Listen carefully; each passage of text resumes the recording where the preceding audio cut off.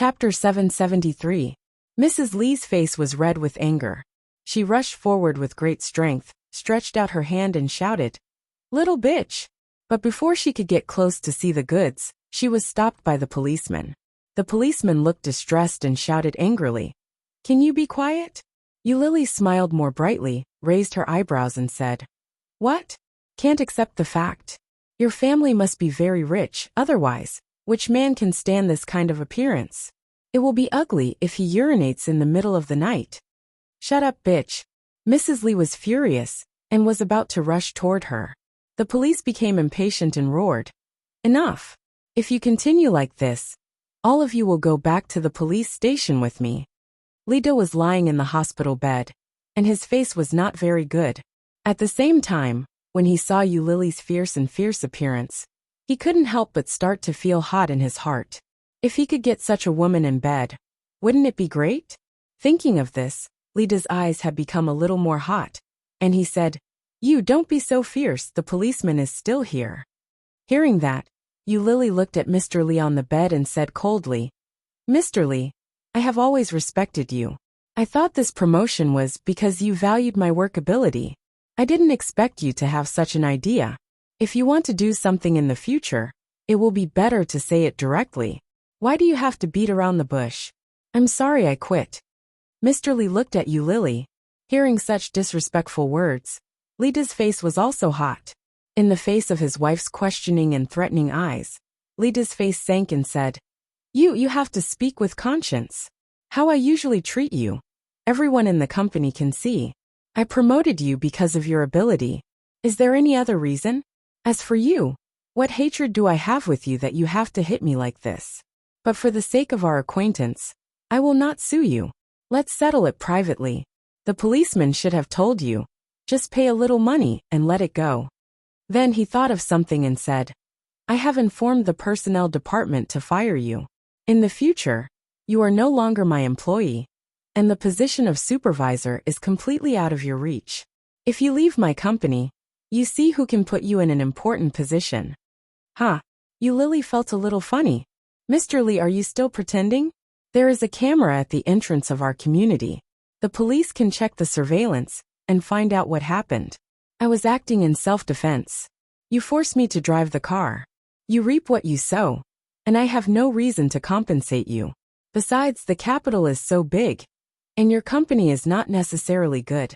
I have long wanted to leave your small temple. I was the one who asked to resign first, have you forgotten?"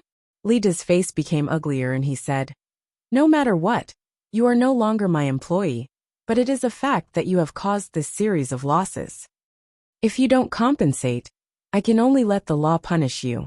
Xiao Yu, it's not easy for everyone. Presumably you don't want to go to jail, right?" Eulalie's eyes flashed. She looked at the policeman and asked in a deep voice, "Mr. Policeman, he molested me first. Please check the surveillance footage, and you will see it." Chapter 774. Eulalie took one last look at Lida, and turned to follow the police out of the ward. When she arrived at the police station and checked the surveillance, she found that a large truck was parked in front of the surveillance camera, and only the roof of Lida's car could be seen. Surveillance blind spot. There was not a single piece of evidence that could prove her innocence. Eulalie felt like falling into an ice cellar. Looking at the picture, her eyes became redder and redder. Looking at the police opposite, she suddenly stood up and asked, "What about other surveillance cameras? It's impossible to have only one surveillance camera at the entrance of such a large community, right? Another angle of surveillance just in the lower right corner. Didn't you see it?" Another angle was the rear of the car. Eulalie's face became paler and paler. Sitting in the chair, she felt cold all over. Master O. There seems to be news from the capital about Miss Yu. Oming was busy dealing with documents. Hearing this, he paused and didn't look up. "Say it." The assistant deliberated over his choice of words, before telling the whole story in full detail. After that, he felt a little sorry and asked, "Do you want to help her? Are you familiar with her?" Oming didn't look up, threw the signed documents aside and squinted at him. "If you are familiar with her, then you can help her. I don't care." The assistant immediately shut up, bowed his head and said nothing. Not familiar? Anyway, she used to be a woman. Master O is too cruel. However, since Master O said so, he had no reason to be nosy. Taking the signed documents, the assistant looked at O Ming and said, "Then, I'll go out first." O Ming still looked at the documents on the desk and waved his hand. After the assistant went out, O Ming looked up from the pile of documents. His dark brown pupils were obscure. In his shimmering peach blossom eyes, there seemed to be a title page that had been sealed for a long time being opened. Is Eulily at her wit's end? His eyes fell on the mobile phone on the desk, and his eyes became darker. I haven't changed my number. She should remember it, right? Eulily didn't know how she got home. Lying on the bed, her mind was blank. She looked at the wall in front of the bed, which was filled with photos. O Ming was sitting, standing, smiling, cold, hugging her, kissing her. Every scene was so beautiful that she had been looking forward to it for 4 years. But she didn't dare to turn around and look for him again. No one knew better than her what kind of person O Ming was. He would never let her go. Scram! Be smart, and don't appear in Kingstown in the future. Otherwise, I will find someone to kill you. *TCH. Eulily's throat choked. She opened her mouth to take a breath, but her tears fell. It was said that when a person was in the most desperate situation, the first person they would think of was the person they relied on the most. This sentence was indeed true. However, this kind of dependence could no longer go back.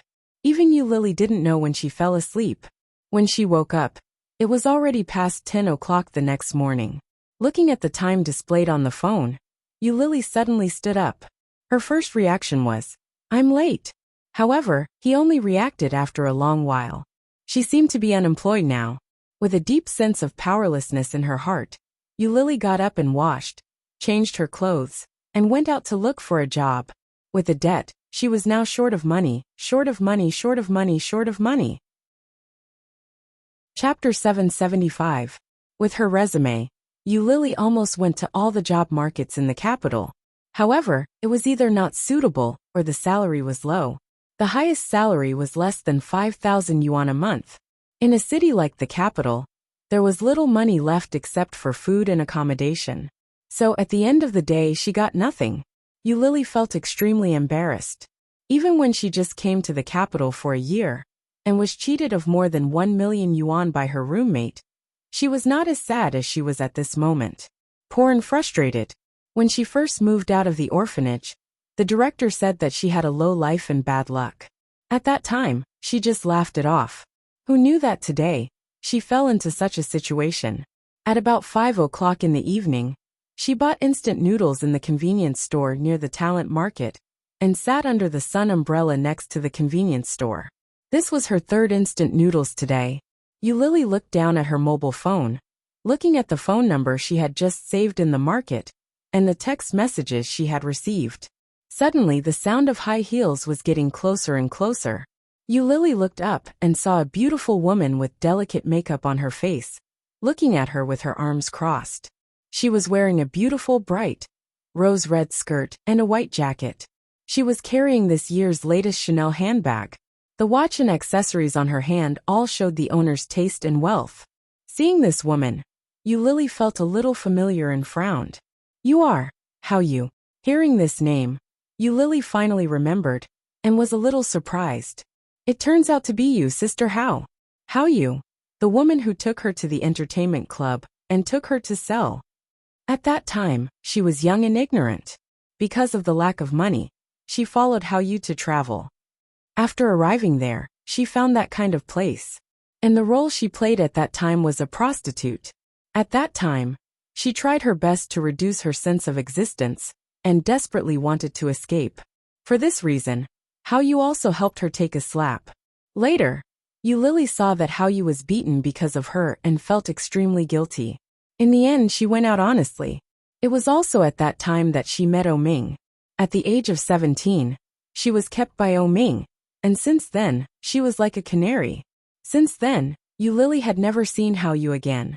Who knew that she would see her in the capital? When he saw How Yu, he inexplicably felt a sense of familiarity, as if he had met an old friend in a foreign land. For more than 4 years, she had never met anyone she used to know. Except for O Ming, There was no one else. Instant noodles? How you sat down next to her and glanced at it. She found that there was less than half of the soup left in the instant noodles.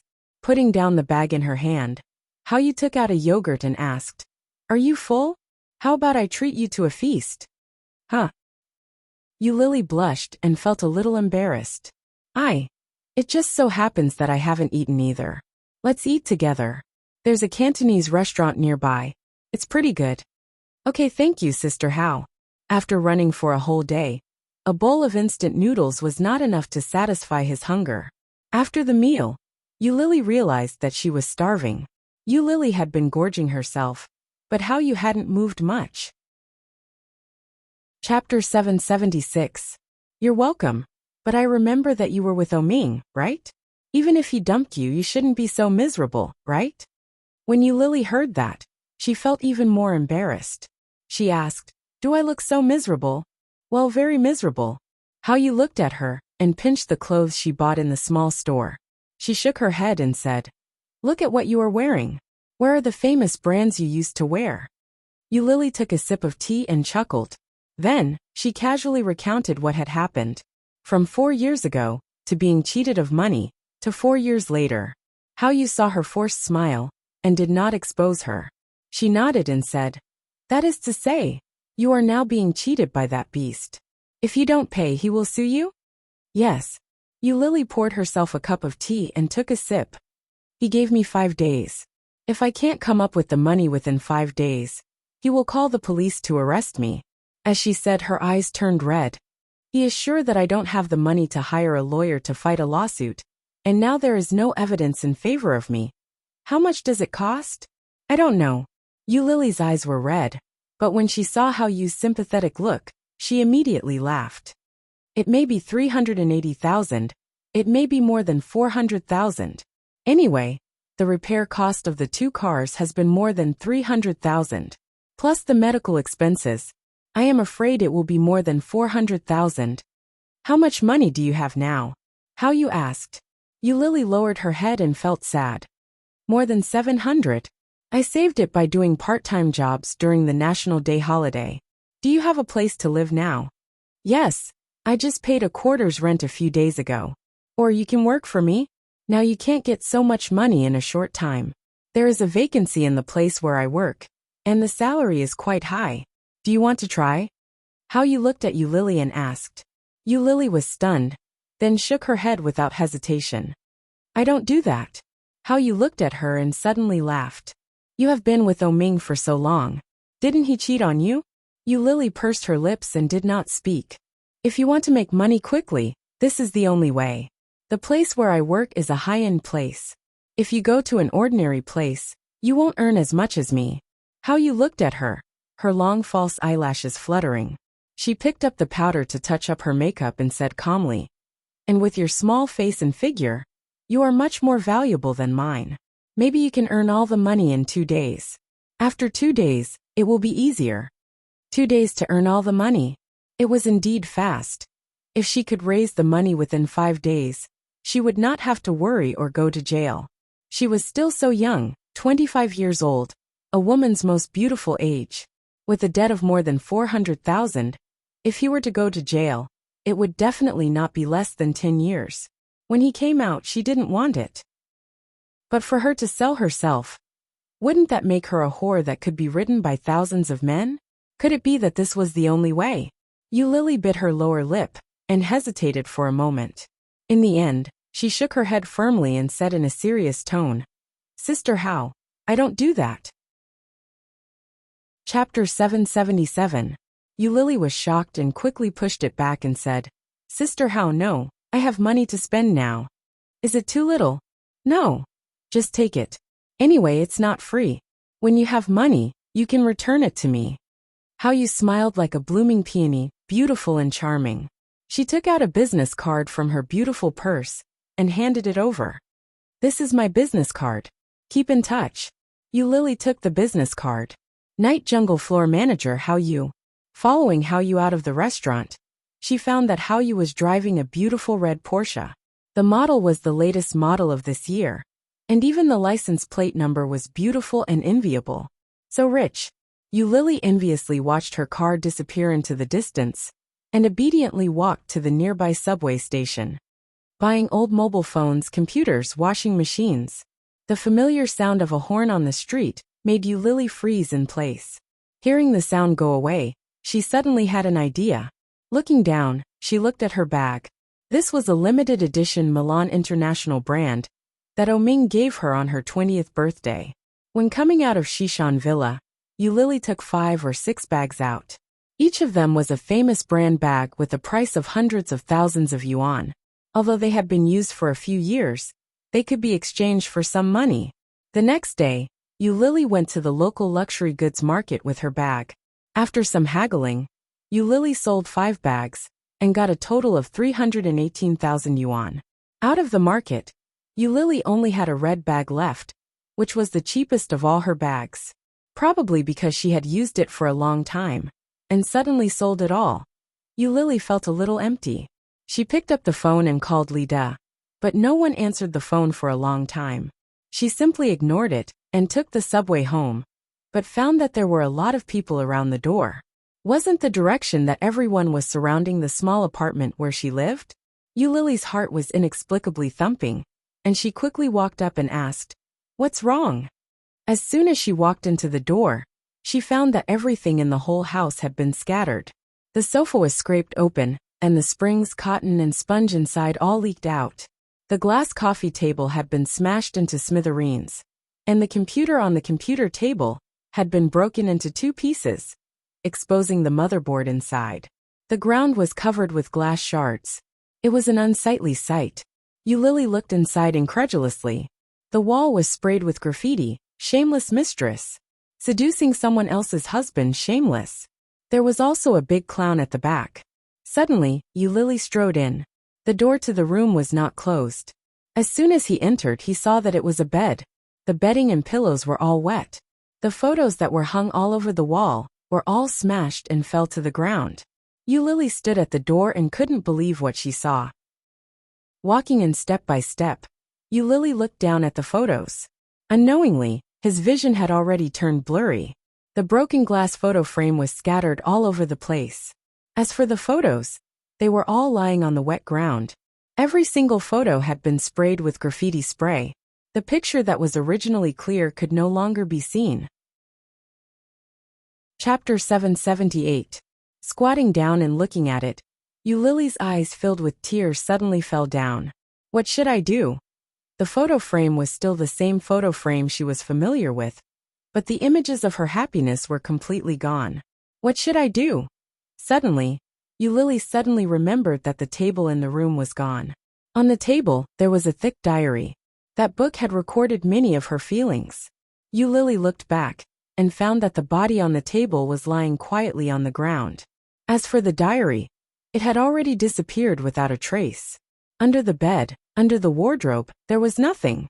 Yu Lily opened the wardrobe and found that all the clothes in the wardrobe had been sprayed with wax. The wardrobe was full of clothes, with few famous brands and decent clothes that she had bought over the years. The clothes that she had carefully protected all these years were in her own home, in her own wardrobe, and not a single part of them was left intact. Looking at the wardrobe full of colorful wax, Yu Lily stood there slightly stunned. The onlookers outside had come in.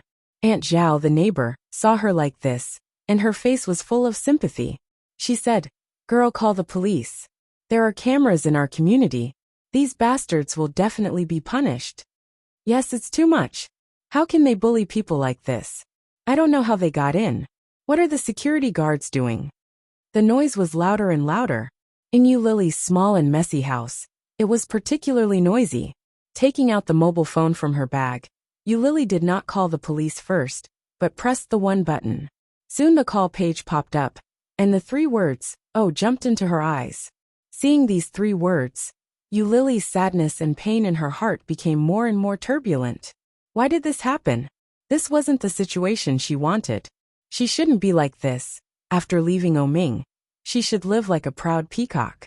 She should let Oming see that his canary wouldn't die without him. One day, she could also be successful and stand by his side.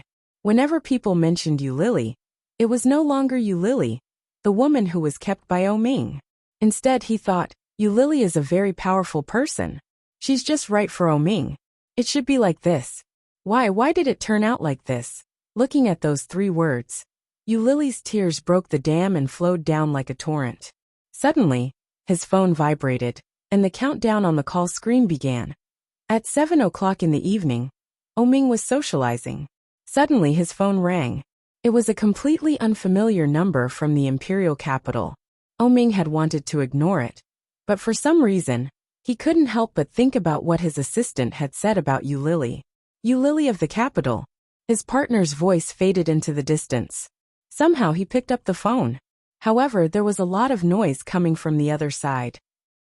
All kinds of voices gathered together, and it was impossible to hear what was being said. Oming didn't say anything. He held the phone and listened to the voice on the other side. However, he didn't hear a voice from the other side. Instead, he heard a low sniffling sound. Chapter 779. There was a moment of silence, and neither side spoke first. Because Oming picked up the phone, the partner did not speak again, quietly waiting for him. Lily heard the silence on the other side, and finally couldn't help but sob softly. Oming had already guessed who it was, but when he heard the voice, he still couldn't help but feel uncomfortable. It's her. She finally came to me. Lily owed a lot of debt, and she had no way out. But she came to me again because of money. Because of the dirty and stinky money. Hundreds of thousands was just pocket change for him, but it could force the treasure in his hands to this point. How ridiculous. Oming tightened his hand, and in his dark brown eyes, there was an indescribable complexity, layer by layer obscure. After a long while he asked, "Who is it?" The 2 words of indifference and alienation were like a cold arrow piercing Lily's heart. Her hand trembled, and she took the phone in front of her and hung up. The call lasted for 1 minute and 33 seconds. It was a short time, but for Lily, it was like several centuries. Distant, alienated. Taking a deep breath, Lily called the police. The phone was busy. Oming's dark brown eyes seemed to be covered with several layers of flying sand, and it was difficult to see the real emotion in them. She nothing said. Looking at the strange number, Oming pressed the new contact. Nickname note bitch. Master O. If there is no problem, let's sign the contract. I hope we can cooperate happily. Oming put the phone away, and a polite smile gathered on his face, but it didn't reach his eyes. He took the contract and read it page by page, but his mind was muddled. In the end, he couldn't read it patiently, so he signed his name. I have something urgent, so I have to go. Xiaozhou, entertain Mr. Wang. Oming stood up. He was tall, and when he stood up, there was a sense of pressure. Yes. Oming strode out of the box, picked up the phone, and dialed the assistant of the capital branch. Check the status of Lily. Su Qing was stunned and asked, "Now?" Yes. When the police arrived at the apartment, they took a look and finally determined that it was malicious damage to private property. He checked the surveillance cameras and found that the people on the left bank were all wrapped up tightly. Their faces could not be seen at all. They were also wearing hats. They were not familiar people. They had used the key card to open the door when the security guard was not paying attention. Lily insisted that it must have something to do with Li Da or his wife. The police searched through the night and led Lily to the hospital to find her. Li Da was eating with his wife. After hearing about Lily's situation, he sneered and said, "It seems that someone couldn't stand it and helped me get revenge. Or you seduced more than my husband, so someone retaliated against you." Lily was so angry that she laughed and said, "Do you think that hiring someone to make trouble for me is flawless? Apart from you, I can't think of anyone else who would take revenge on me. If you're so capable, why don't you be a little prettier? You're ugly, yet you're causing trouble." Mrs. Li was so angry that her eyes turned red. She roared, "Bitch, don't go too far." Chapter 780. What is it? I don't know. You have to have evidence to prove it. Mrs. Li crossed her arms. Seeing her like that, she felt an indescribable joy in her heart. With a sympathetic look, she shook her head and said, "It seems that those things are very important to you. Although I don't know who did it, they did a good job. This is how to deal with bitches." Lily didn't believe it and repeated, "Give it back to me." "Not with me." Mrs. Lee smiled happily. "Only God will punish the wicked." "Good job. Mrs. Lee, is it convenient for you to show us your phone?" A police officer stretched out his hand. It sounded like a question, but his tone did not allow for a response. Mrs. Lee snorted and said, "Of course, take a look." She took out her mobile phone and threw it. The police officer caught it firmly. "Password." Mrs. Lee told the password. The police officers looked at her text messages, call records, and various social media, but they didn't find any similar traces. "Do you have any other mobile phones?" "No, my mobile phone has a dual card." "Who needs so many mobile phones these days?" Mrs. Lee was a little impatient and took the mobile phone back. "What about yours?" Lily looked at Lida, who was lying on the bed without speaking, and said, "Take out your mobile phone." At the scene, everyone's eyes fell on Lida. Lily clearly noticed that there was a subtle change in Mrs. Lee's look. She was more sure and looked at Lida and said, "Mr. Lee, please take out your mobile phone." Mrs. Lee stood in front of Lida's bed and said, "His mobile phone was broken in the car accident, and he hasn't bought a new one." "Impossible." Lily's eyes were sharp, staring straight at her. "How long has it been? Even if it's broken, it's impossible not to buy a new one. Moreover, the phone is not broken at all. I saw it on the bedside table yesterday. It's perfectly fine. You don't dare to take it out now. Is it because you have a guilty conscience?" Mrs. Lee was angry. "Do you have to be so aggressive?" "Mrs. Lee, it is you who is aggressive. My loss, I have roughly calculated, has reached up to 200,000 yuan. My clothes, computer, furniture in the house, and some things that cannot be measured by money are not what you can afford." Lily's eyes were redder, and her voice was sonorous. "Please take out your mobile phone." The police officers also noticed that Lily was emotional. They reached out to comfort her and reached out to Lida. "Mr. Lee, take out your phone." Mrs. Lee's expression changed slightly and looked at her husband with uncertainty. However, Lida's face darkened to the extreme. He said, "I told you I don't have a cell phone.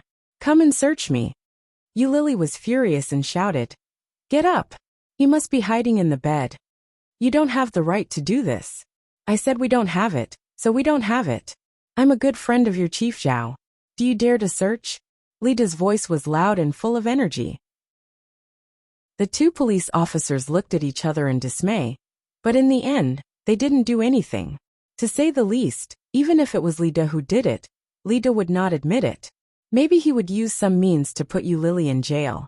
At that time, if they were also targeted by the higher-ups, it would be troublesome. Chapter 781.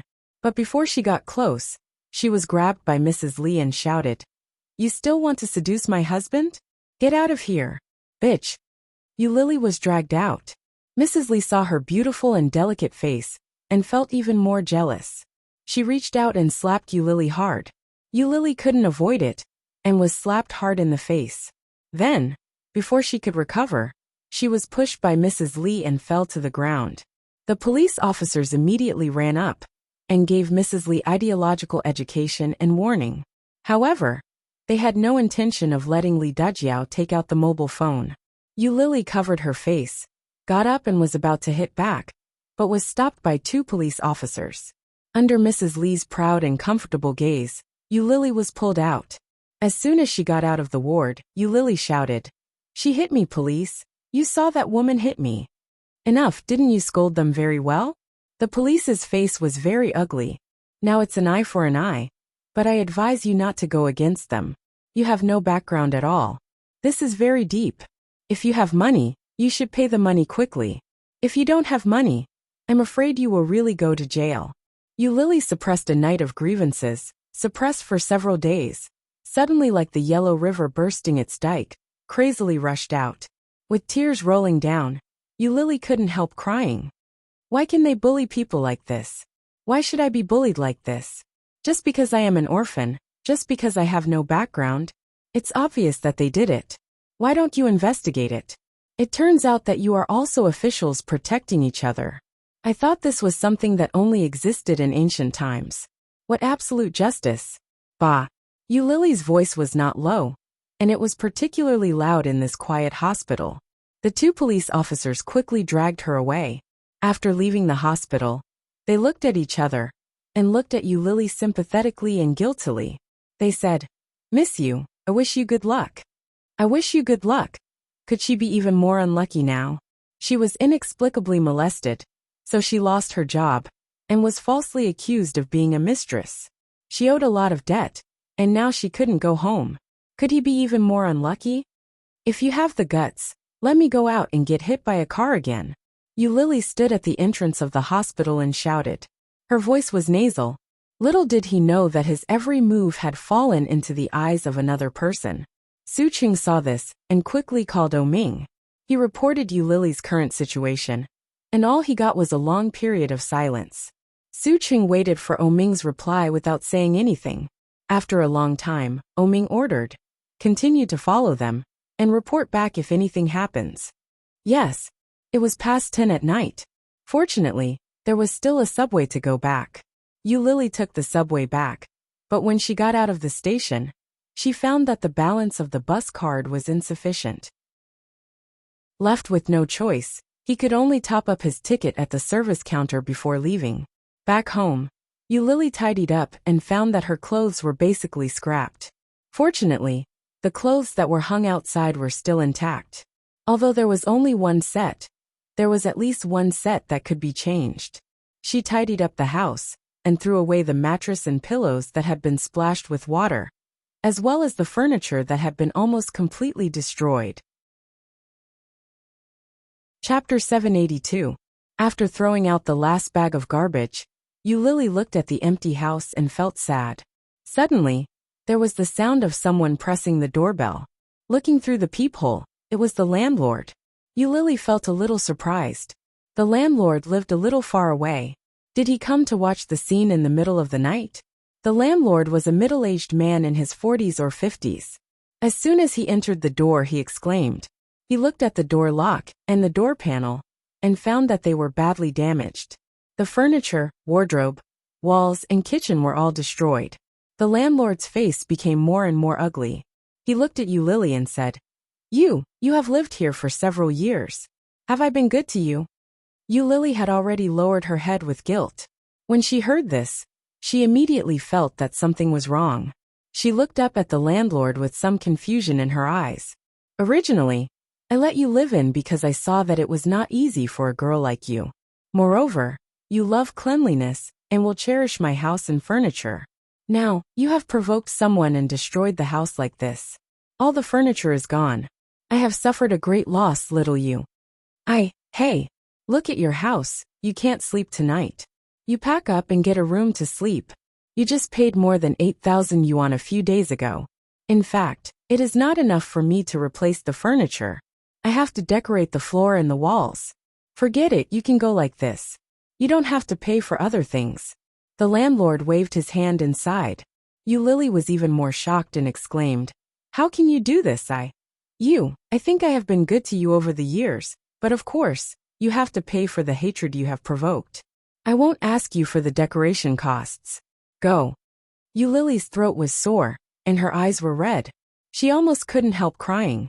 Seeing this, the landlord just shook his head and sighed, saying, "Little you, it's not that I'm cruel, but I can't explain it to my wife. You should prepare yourself. I'll call someone to clean up the house tomorrow." With that, he turned around and left. Looking at his back, Eulalie's heart was empty. Eulalie packed her things in a daze, and found that the remaining usable things were not even half full of the suitcase. Dragging her suitcase, Eulalie walked on the street in a daze. There was a 5-star hotel across the street from the neighborhood. It cost more than 700 yuan a night to stay in. Eulalie just glanced at it, and skipped it with her suitcase. After walking for a long time, he finally found a cheap hotel that cost 100 yuan a night. After moving in, Eulalie realized that the place was not just any ordinary shabby place. The soundproofing was so bad that even the creaking sound of the bed next door could be heard. The woman's moans and the man's low growls reached Eulalie's ears, which made her even more upset. Eulalie didn't dare to sleep on the bed directly, so she used the clothes she had worn before lying down. Eulalie threw the quilt on the floor, and covered herself with a slightly thicker layer of clothing before lying down. After the noise from next door stopped, everything finally quietened down. Late at night, it was silent. Suddenly his phone rang. He had received a text message. "Hello, miss you. I am Officer Zhou who dealt with you today. Mr. Lee's list has been sent to you through WeChat. You need to pay a total of 495,629 yuan. Please negotiate with the other party as soon as possible." Looking at the text message, Yu Lily wrapped herself in her clothes and laughed. Her tears fell down uncontrollably. Chapter 783. She didn't know when she fell asleep, and her memory returned to Kingstown many years ago. The night was boundless, and the first 2 floors of Star City were the biggest entertainment venues in Kingstown. Luxury and debauchery, indulgence and extravagance. Yu Lily was taken to a beautiful and luxurious private room, which was decorated in a beautiful ancient European style, and beautiful and hot women stood side by side with her. The private room was full of men, and everyone's expression was lustful and picky, as if they were looking at goods. Yu Lily, who was 17 years old, still had a young face, but her body had grown a little. The red strapless dress made her white and delicate skin more beautiful and charming, with a touch of youth and sweetness. Seeing Yu Lily, many people's eyes lit up. They stared at her with undisguised naked eyes, which made Yu Lily feel a little scared, and she desperately shrank back, trying to reduce her sense of existence. Lowering her head, Yu Lily wanted to escape, but she was immediately pushed in by a sister, who whispered, "Get used to it. Don't be afraid. A virgin like you is the most valuable. Let's see if you can hold on to a good thigh today. After you are proficient in the business, you will soar to the sky. This is how you." Yu Lily emboldened herself, swallowed a mouthful of saliva, and silently hid behind. Madame Mulberry had no time to care about her, smiled flatteringly, and said to the man who laughed the most happily in the crowd, "Mr. Zhou, here are all the girls who are free tonight, and there are a few new girls. Which one do you like?" The man who was called Mr. Zhou's face immediately changed and said, "Don't you understand? Master O is here, and I don't have the right to speak first." Then he looked at the deepest part of the crowd. A very young man, holding a glass of wine, leaned on the sofa, out of place with the surrounding atmosphere. There was no woman around him, and no one approached within 5 meters of him. The man who was called Master O was leaning lazily, without any intention to get up, but a pair of beautiful almond-shaped eyes, in the bright yellow light, looked particularly intoxicating, and his eyes fell with great interest on Yu Lily, who had been retreating. When Yu Lily met his gaze, she shivered and shrank back. O Ming held the wine glass and pointed at the girl, who was desperately trying to shrink back to reduce her presence. His interest was aroused and he asked, "Are you an adult?" Everyone could see that he was looking at Yu Lily. Mama Mulberry smiled and went to the crowd to pull her out. She smiled and said, "It's done. You're just 18. As soon as she came out, the naked eyes around her fell on her unscrupulously. Yu Lily was so scared that her face turned pale. She said in horror, No, I'm only 17. Then, she looked at Hao Yu for help and said, "Sister Hao, I don't want to do this anymore. I'd better be a waitress, Sister Hao." For a moment, all eyes fell on the young and beautiful Hao Yu. Hao Yu looked a little embarrassed and said, "It's your blessing that Master O likes you." Yu Lily was so scared that she almost cried. She didn't know where to put her hands. In front of these experienced people, she seemed a little nervous and restrained. However, it was precisely this kind of little girl that aroused the interest of many people present. Chapter 784. The process of transforming a girl into a woman was undoubtedly very wonderful. Such a girl was a virgin at first glance. Who wouldn't like it? However, it just so happened that this man had taken a liking to her. Everyone looked at Yu Lily and O Ming. O Ming put down the wine glass in his hand and waved at her. "Come here." Yu Lily was a little resistant, and her mom gave Hao Yu a look. Hao Yu was also a little embarrassed. She gently pushed Yu Lily and said, "Go ahead. Don't you want to go to school? You can't even pay the tuition now. How can you catch up with that person? Go ahead. Don't forget that you still owe me money. Lily was a little reluctant. She looked up and found that the man over there was still looking at her. That pair of eyes is so beautiful. That eye shape is called peach eyes. When I draw, I like to draw that kind of eyes. Very beautiful. Ming looked at her sideways with a wicked and beautiful smile on his lips. Sitting quietly and looking at him, Lily had an indescribable feeling. This man is a bit deep. Lily did not move. No matter how you pushed her, Lily was not willing to go over. Hey little girl, your service attitude is not good. Didn't you say you want to be a waiter? How can you be a waiter if you don't serve the customers well? Mr. Zhou was a little angry and shouted, "Go over." Lily still did not move. Mr. Zhou sneered, took out the leather armor, and bought a large stack of money. At a glance, there were at least a few thousand. "Go over, these are all yours." Lily looked at the red banknotes, and was a little tempted. However, if she went over, wouldn't it be selling herself? How could it be? She just wanted to earn the tuition. Sister Hao said that the salary of a waiter here was high. When she first came, she didn't know anything. She thought that a waiter would serve tea and wine, wipe the table, and entertain the guests, just like a waiter in ancient times. But who knew that to do this kind of service? If she had known, she would not have come. Feeling distressed, Lily glanced at him, but still took a step back and said, "I don't want to do this, You all go out." Ming suddenly said and stood up. Lily was inexplicably flustered. Seeing Ming's approaching footsteps, she was so frightened that she shrank back. The women behind him had good eyesight. Of course, they all knew that young Master O's status was the highest among these childs. After Lily was pushed back, there were fewer and fewer people in the private room, and all of them had left. Lily also wanted to go out, but she was pushed back one by those who wanted to go out. "Sister Hao!" Lily cried out for help. "I don't want to do it anymore. Can't I?" Hao looked back and said with some guilt, "Little you, when you just came, you signed the contract." Then the private room door was closed. Lily tried to pull the door of the private room, and hit it hard. Tears of fear immediately gathered in her eyes. The sound of leather shoes came from behind her. Lily turned around, and found that the young and handsome man was already in front of her.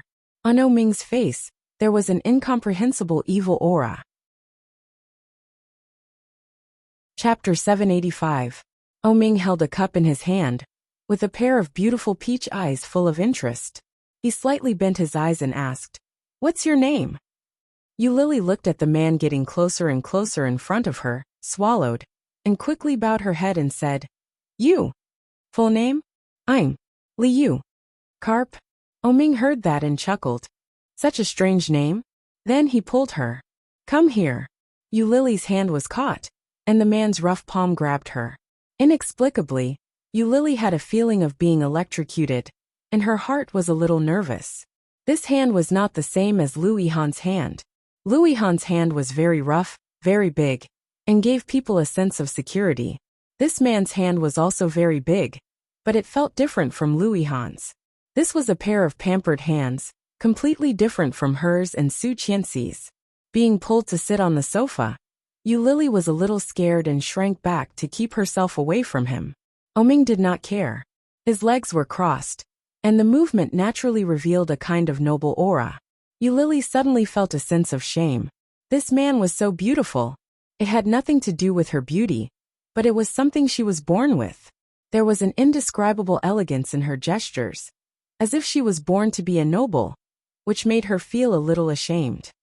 "How old are you?" 17. "Tell me the truth." 17. "Really? Well." Lily bowed her head with her hands on her legs, staring at her skirt. Ming poured her a glass of juice and asked, "Are you here to earn tuition?" Lily was shocked and looked up. "How do you know?" But after asking, she realized that Hao had just said it. Ming chuckled and said, "So young, you really shouldn't do this kind of thing. Are you in college?" "Yes, I was admitted to Kingstown University of Foreign Studies. Learning language. Computer. Not enough tuition?" "Not enough." Lily looked down. "I am an orphan, and I have to earn it if I want to go to school." Ming smiled and did not speak. In the back, Yulili and Oming were sitting on the sofa. Yulili was in a daze, while Oming was playing games on the game console. After sitting for a long time, Oming stood up and said, "Let's go eat together. I'm hungry." Ah. Yulili was stunned and a little confused. She didn't know what he meant.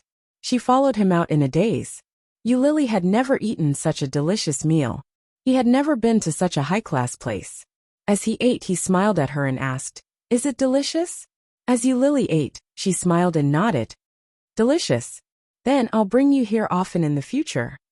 Oming smiled, which scared Yulili out of her wits. Later, Oming settled her contract with the entertainment place and let her live in his house. He paid for her tuition, bought her a lot of beautiful clothes and a lot of beautiful bags, and took her to eat delicious food. At first, she thought she had met a good person and thanked him profusely. Oming smiled wickedly and said to her, "It's good to be grateful. Don't worry, when I grow up and earn money, I will definitely return the money to you." Chapter 786. In order to save money at the beginning of the semester, Yulili did not live on campus. If she did not live on campus, she could save more than 1,000 yuan a semester. So she simply continued to live in Oming's villa. In Oming's words, it was empty anyway. Later, Yulili learned that the villa Oming let her live in was much more expensive. At that time, she had no concept of holidays in Kingstown. She lived alone in this big villa for half a semester, and no one knew that she lived in such a place. However, one day after class, Yulili went directly to the restaurant where she worked. When she got off work, it was already past 9 o'clock in the evening. She returned to the villa with a few bags of instant noodles. When she opened the door, she found a pair of men's shoes at the door. While she was shocked, she also smelled the fragrance coming from inside. So fragrant. Just like the Western food that Oming once took me to eat, so fragrant. Holding the instant noodles, Yulili shouted, "Mr. O? Is that you?" A subtle voice came from inside, and then a man's voice sounded. "Well, it's me." Yulili breathed a sigh of relief.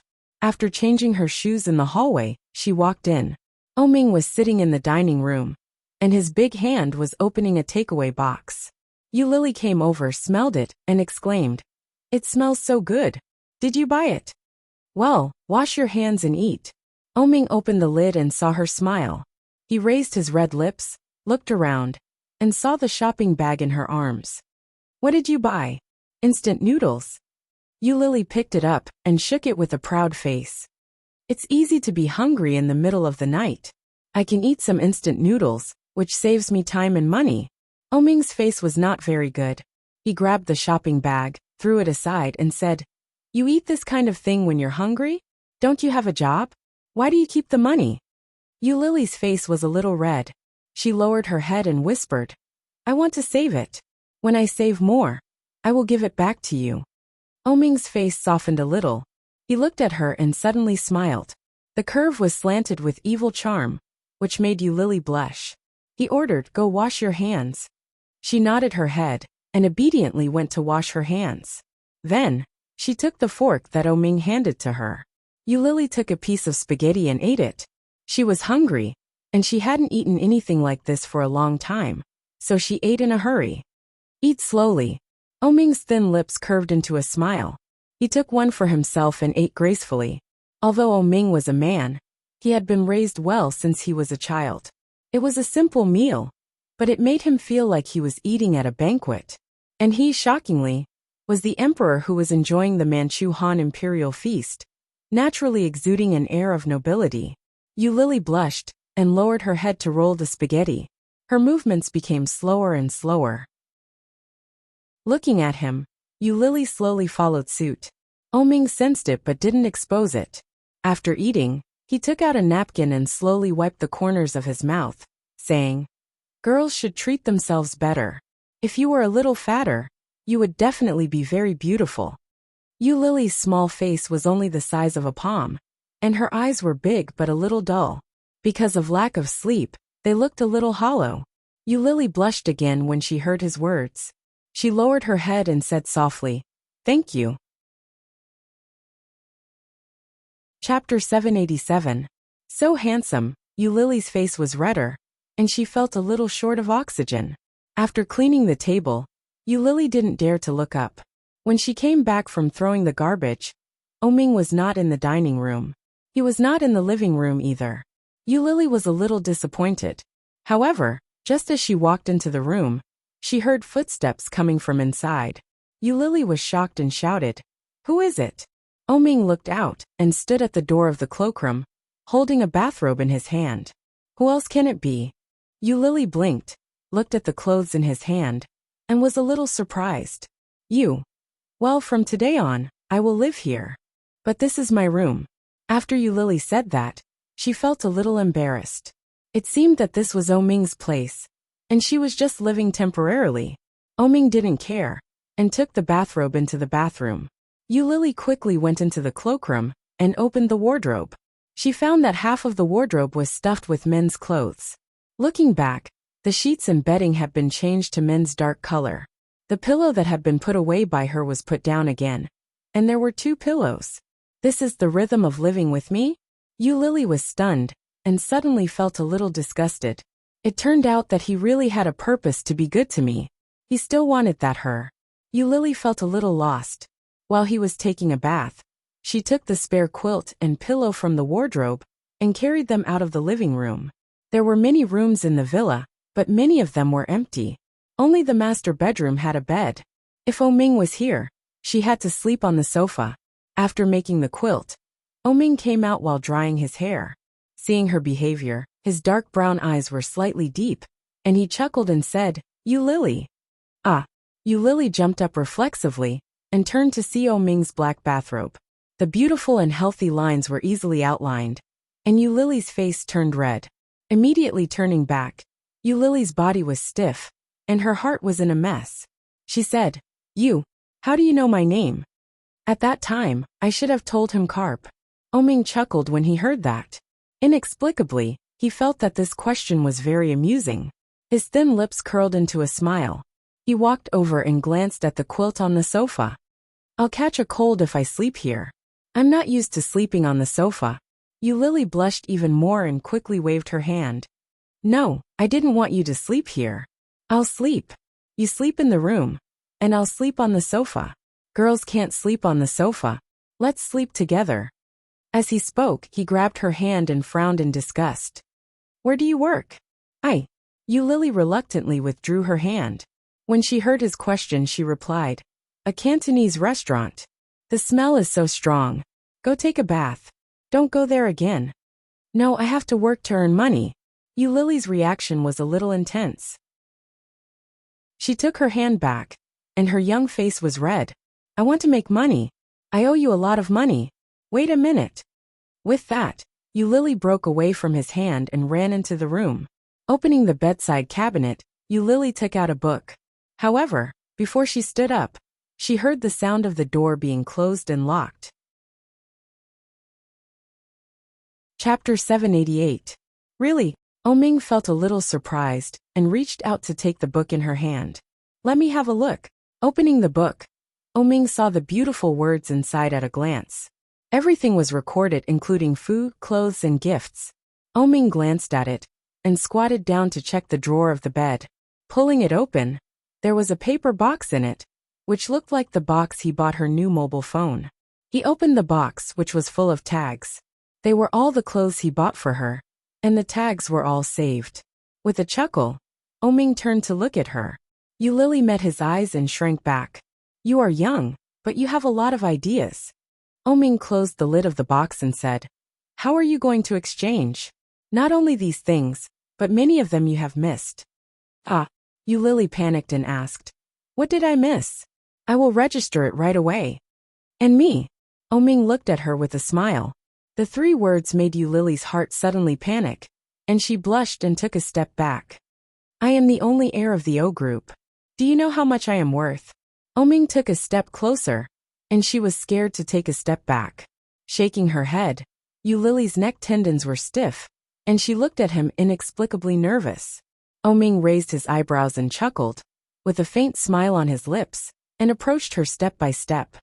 "I accompany you to eat, accompany you to school, and accompany you to shop for clothes. How much time is spent? You can calculate it yourself. Yulili looked blank, and she was so nervous that she held her breath. What are you afraid of? I won't eat you. Oming smiled and reached out to pull her. Go take a bath, and then go to bed. Hearing this, Yulili swallowed and looked straight at Oming with a pair of beautiful big eyes. She looked serious, but when the words came to her mouth, they became a nervous stutter. I am not an adult, you can't do this, The more Yulili said, the hotter her face became. She bowed her head slightly, and her eyes were red. I can't do this. What are you thinking about? Oming reached out and touched her head, laughing. I just want you to take a bath. Go. What are you waiting for? You want me to wash it for you? When Yulili heard that, her face burned even more. She picked up the pajamas she had just found and walked into the bathroom with her head down. Looking at her back, Oming chuckled and muttered to himself, what a cute little girl. When she came out of the shower, Oming was sitting on the edge of the bed with the computer on his feet.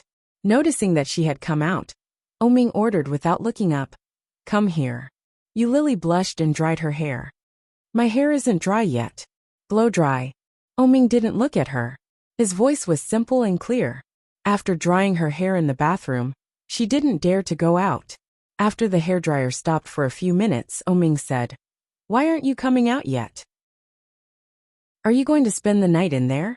Yulili's breathing suddenly quickened. She held the hairdryer with both hands, and her heart felt a little uncomfortable. She couldn't do this. She had to give her first time to the person she liked the most. Louis Han had not agreed to be her boyfriend yet. How could she give herself to another man? Chapter 789. Oming's voice was threatening.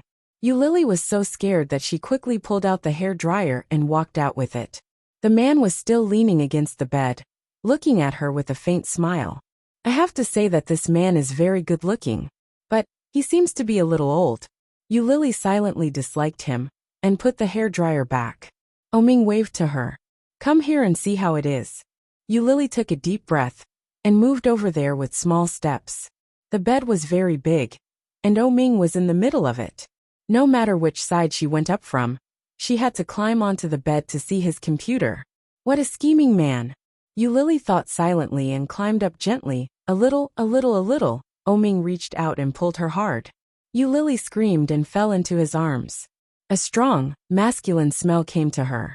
The strange feeling and the strange tension surrounded Yulili tightly. Looking at the front with a frightened face, Yulili's heart was beating like thunder. But at the same time, there was an inexplicable sense of guilt for cheating. It seemed that she was cheating on him. Although Louis Han had not promised to be her boyfriend, how could she cheat on him first?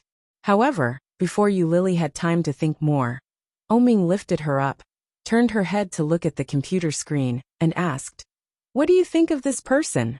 Nanny. Yulili was a little surprised. Do you want to find a nanny? Yes. Yulili's eyes lit up and looked at him.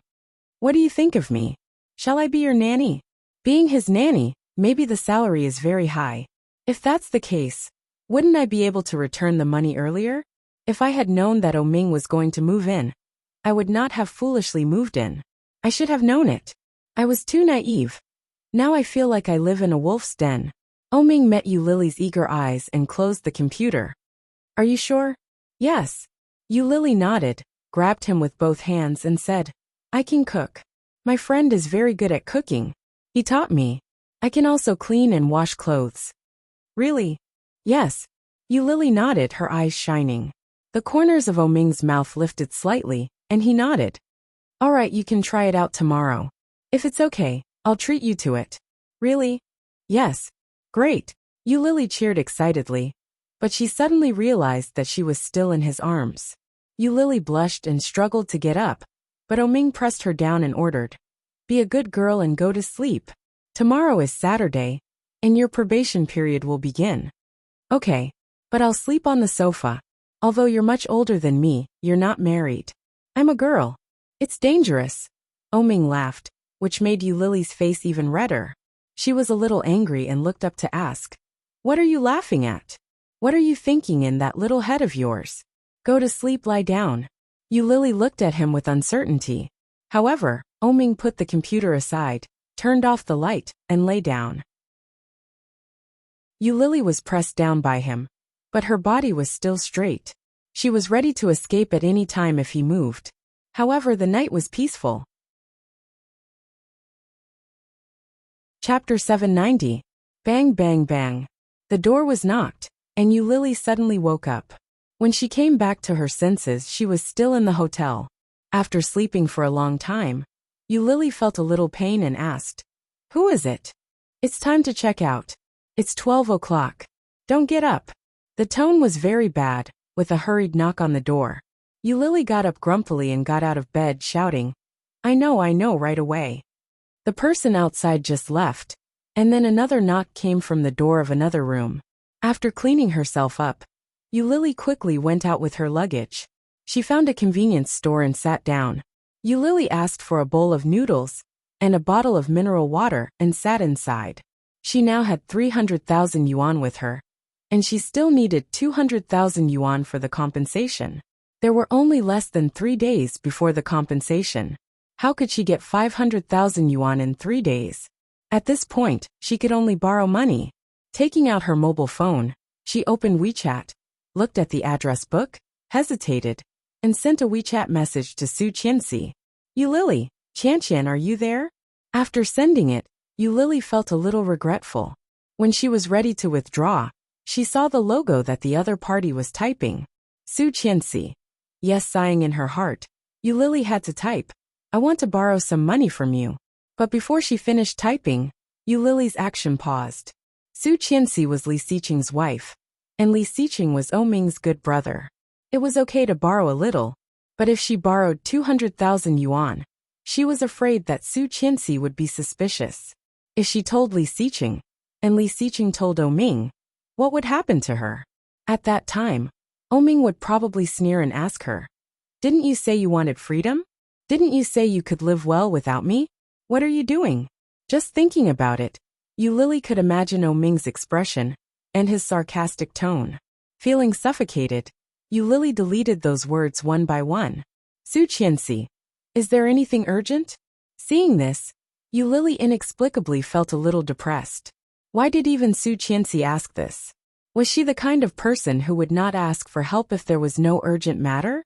Well, although it seemed to be true, Yu Lily was a little annoyed. She thought about it and replied, "I will return the money to you." He clicked on the transfer button and clicked on 5,000 yuan.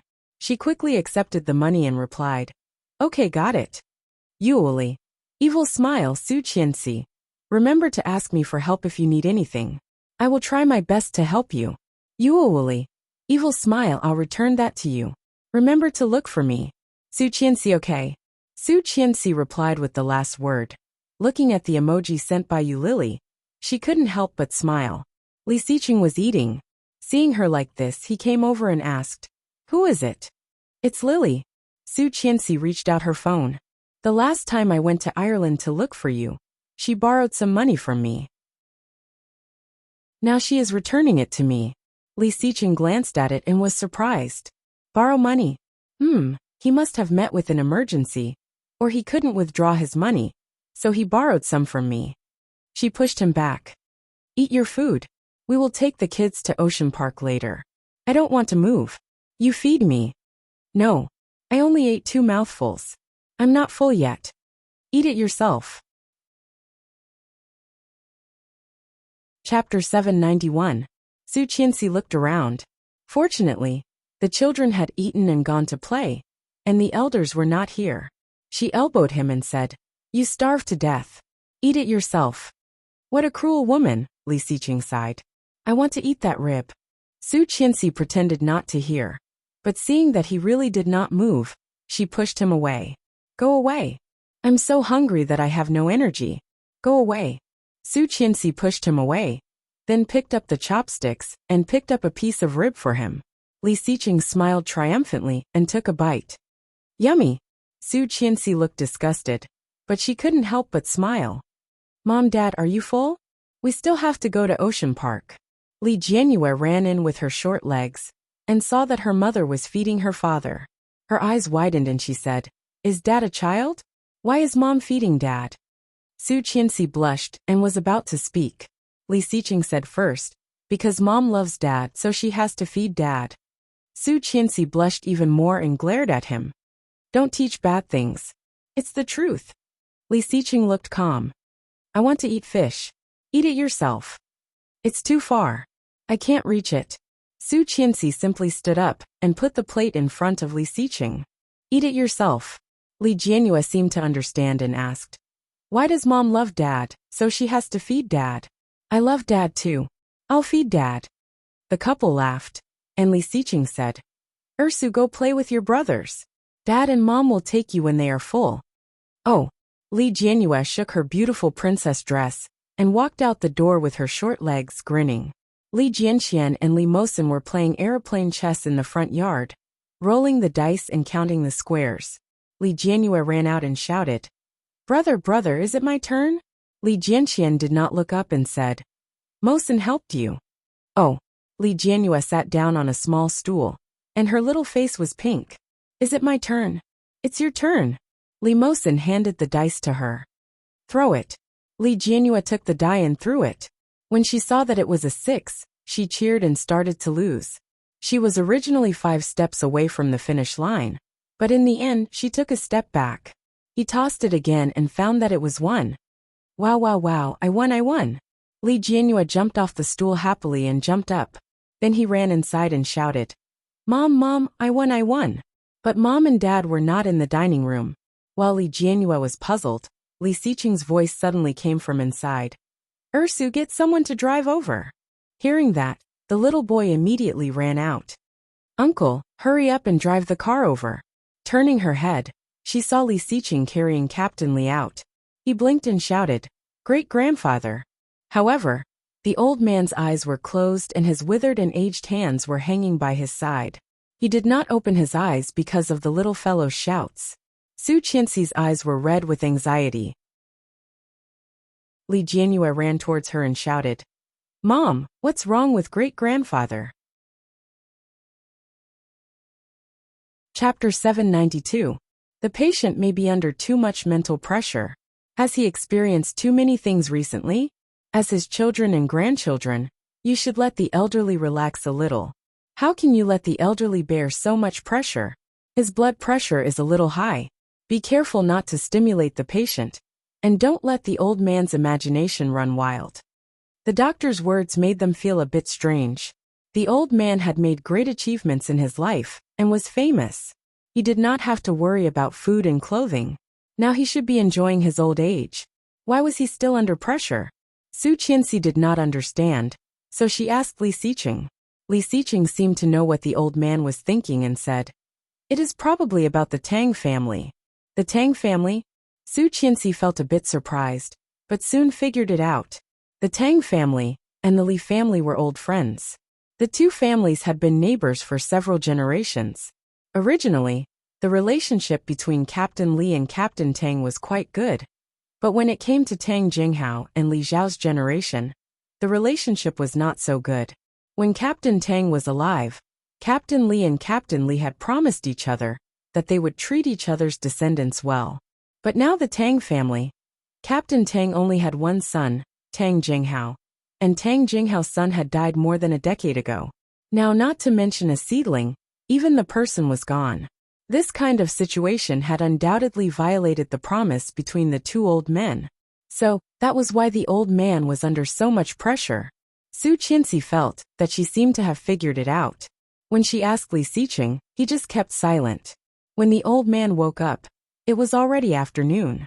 Su Qianxi asked around, and found that what the old man was thinking was not far from what she had guessed. The old man's face was haggard. He looked a little older than yesterday. He sighed. There are not many people left in the Tang family, and I killed Tang Minjing with my own hands. If I die, I am afraid old Tang will hate me. The old man's voice was full of self-blame and guilt. Su Qianxi felt a bit sad and called, Grandpa. Right, Qianqian. Captain Li looked up at Su Qianxi with his cloudy eyes. Can you help me call Xiao Lu over? Yihan. Su Qianxi was dazed, not expecting Lu Yihan to be mentioned. The old man nodded and lowered his eyes in guilt. I've let that kid down. Let him come over, and let me apologize to him in person. He was the one who gave Louis Han hope. If it weren't for him, Louis Han wouldn't even dare to think about it. He thought Li Xiqing was dead, so he had done too many wrong things. Grandpa, wait a minute. I will make the call.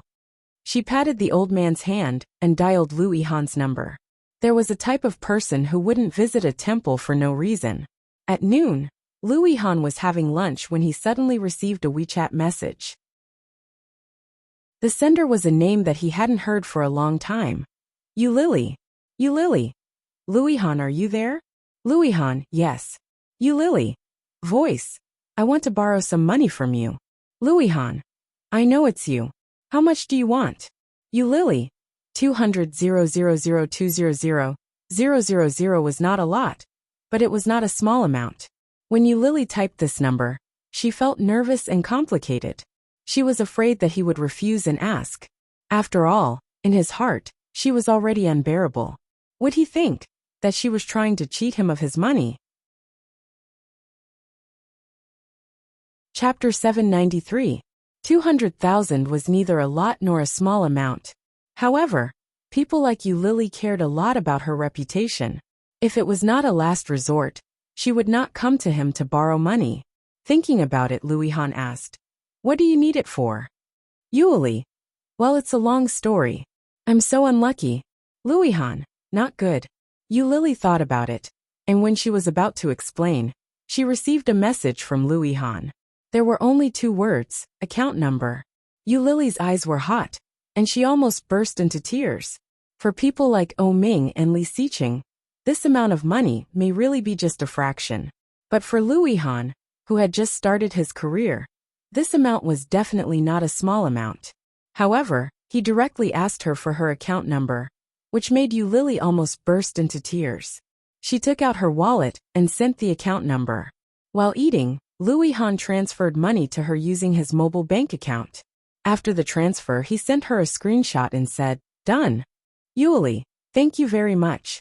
I will return it to you as soon as possible. Louis Han, you are welcome.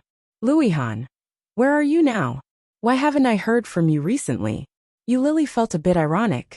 Louis Han really did not care about her at all.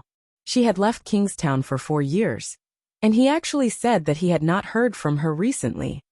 Thinking about it, she replied, I am in the south of the rosy clouds, beautiful Dolly traveling.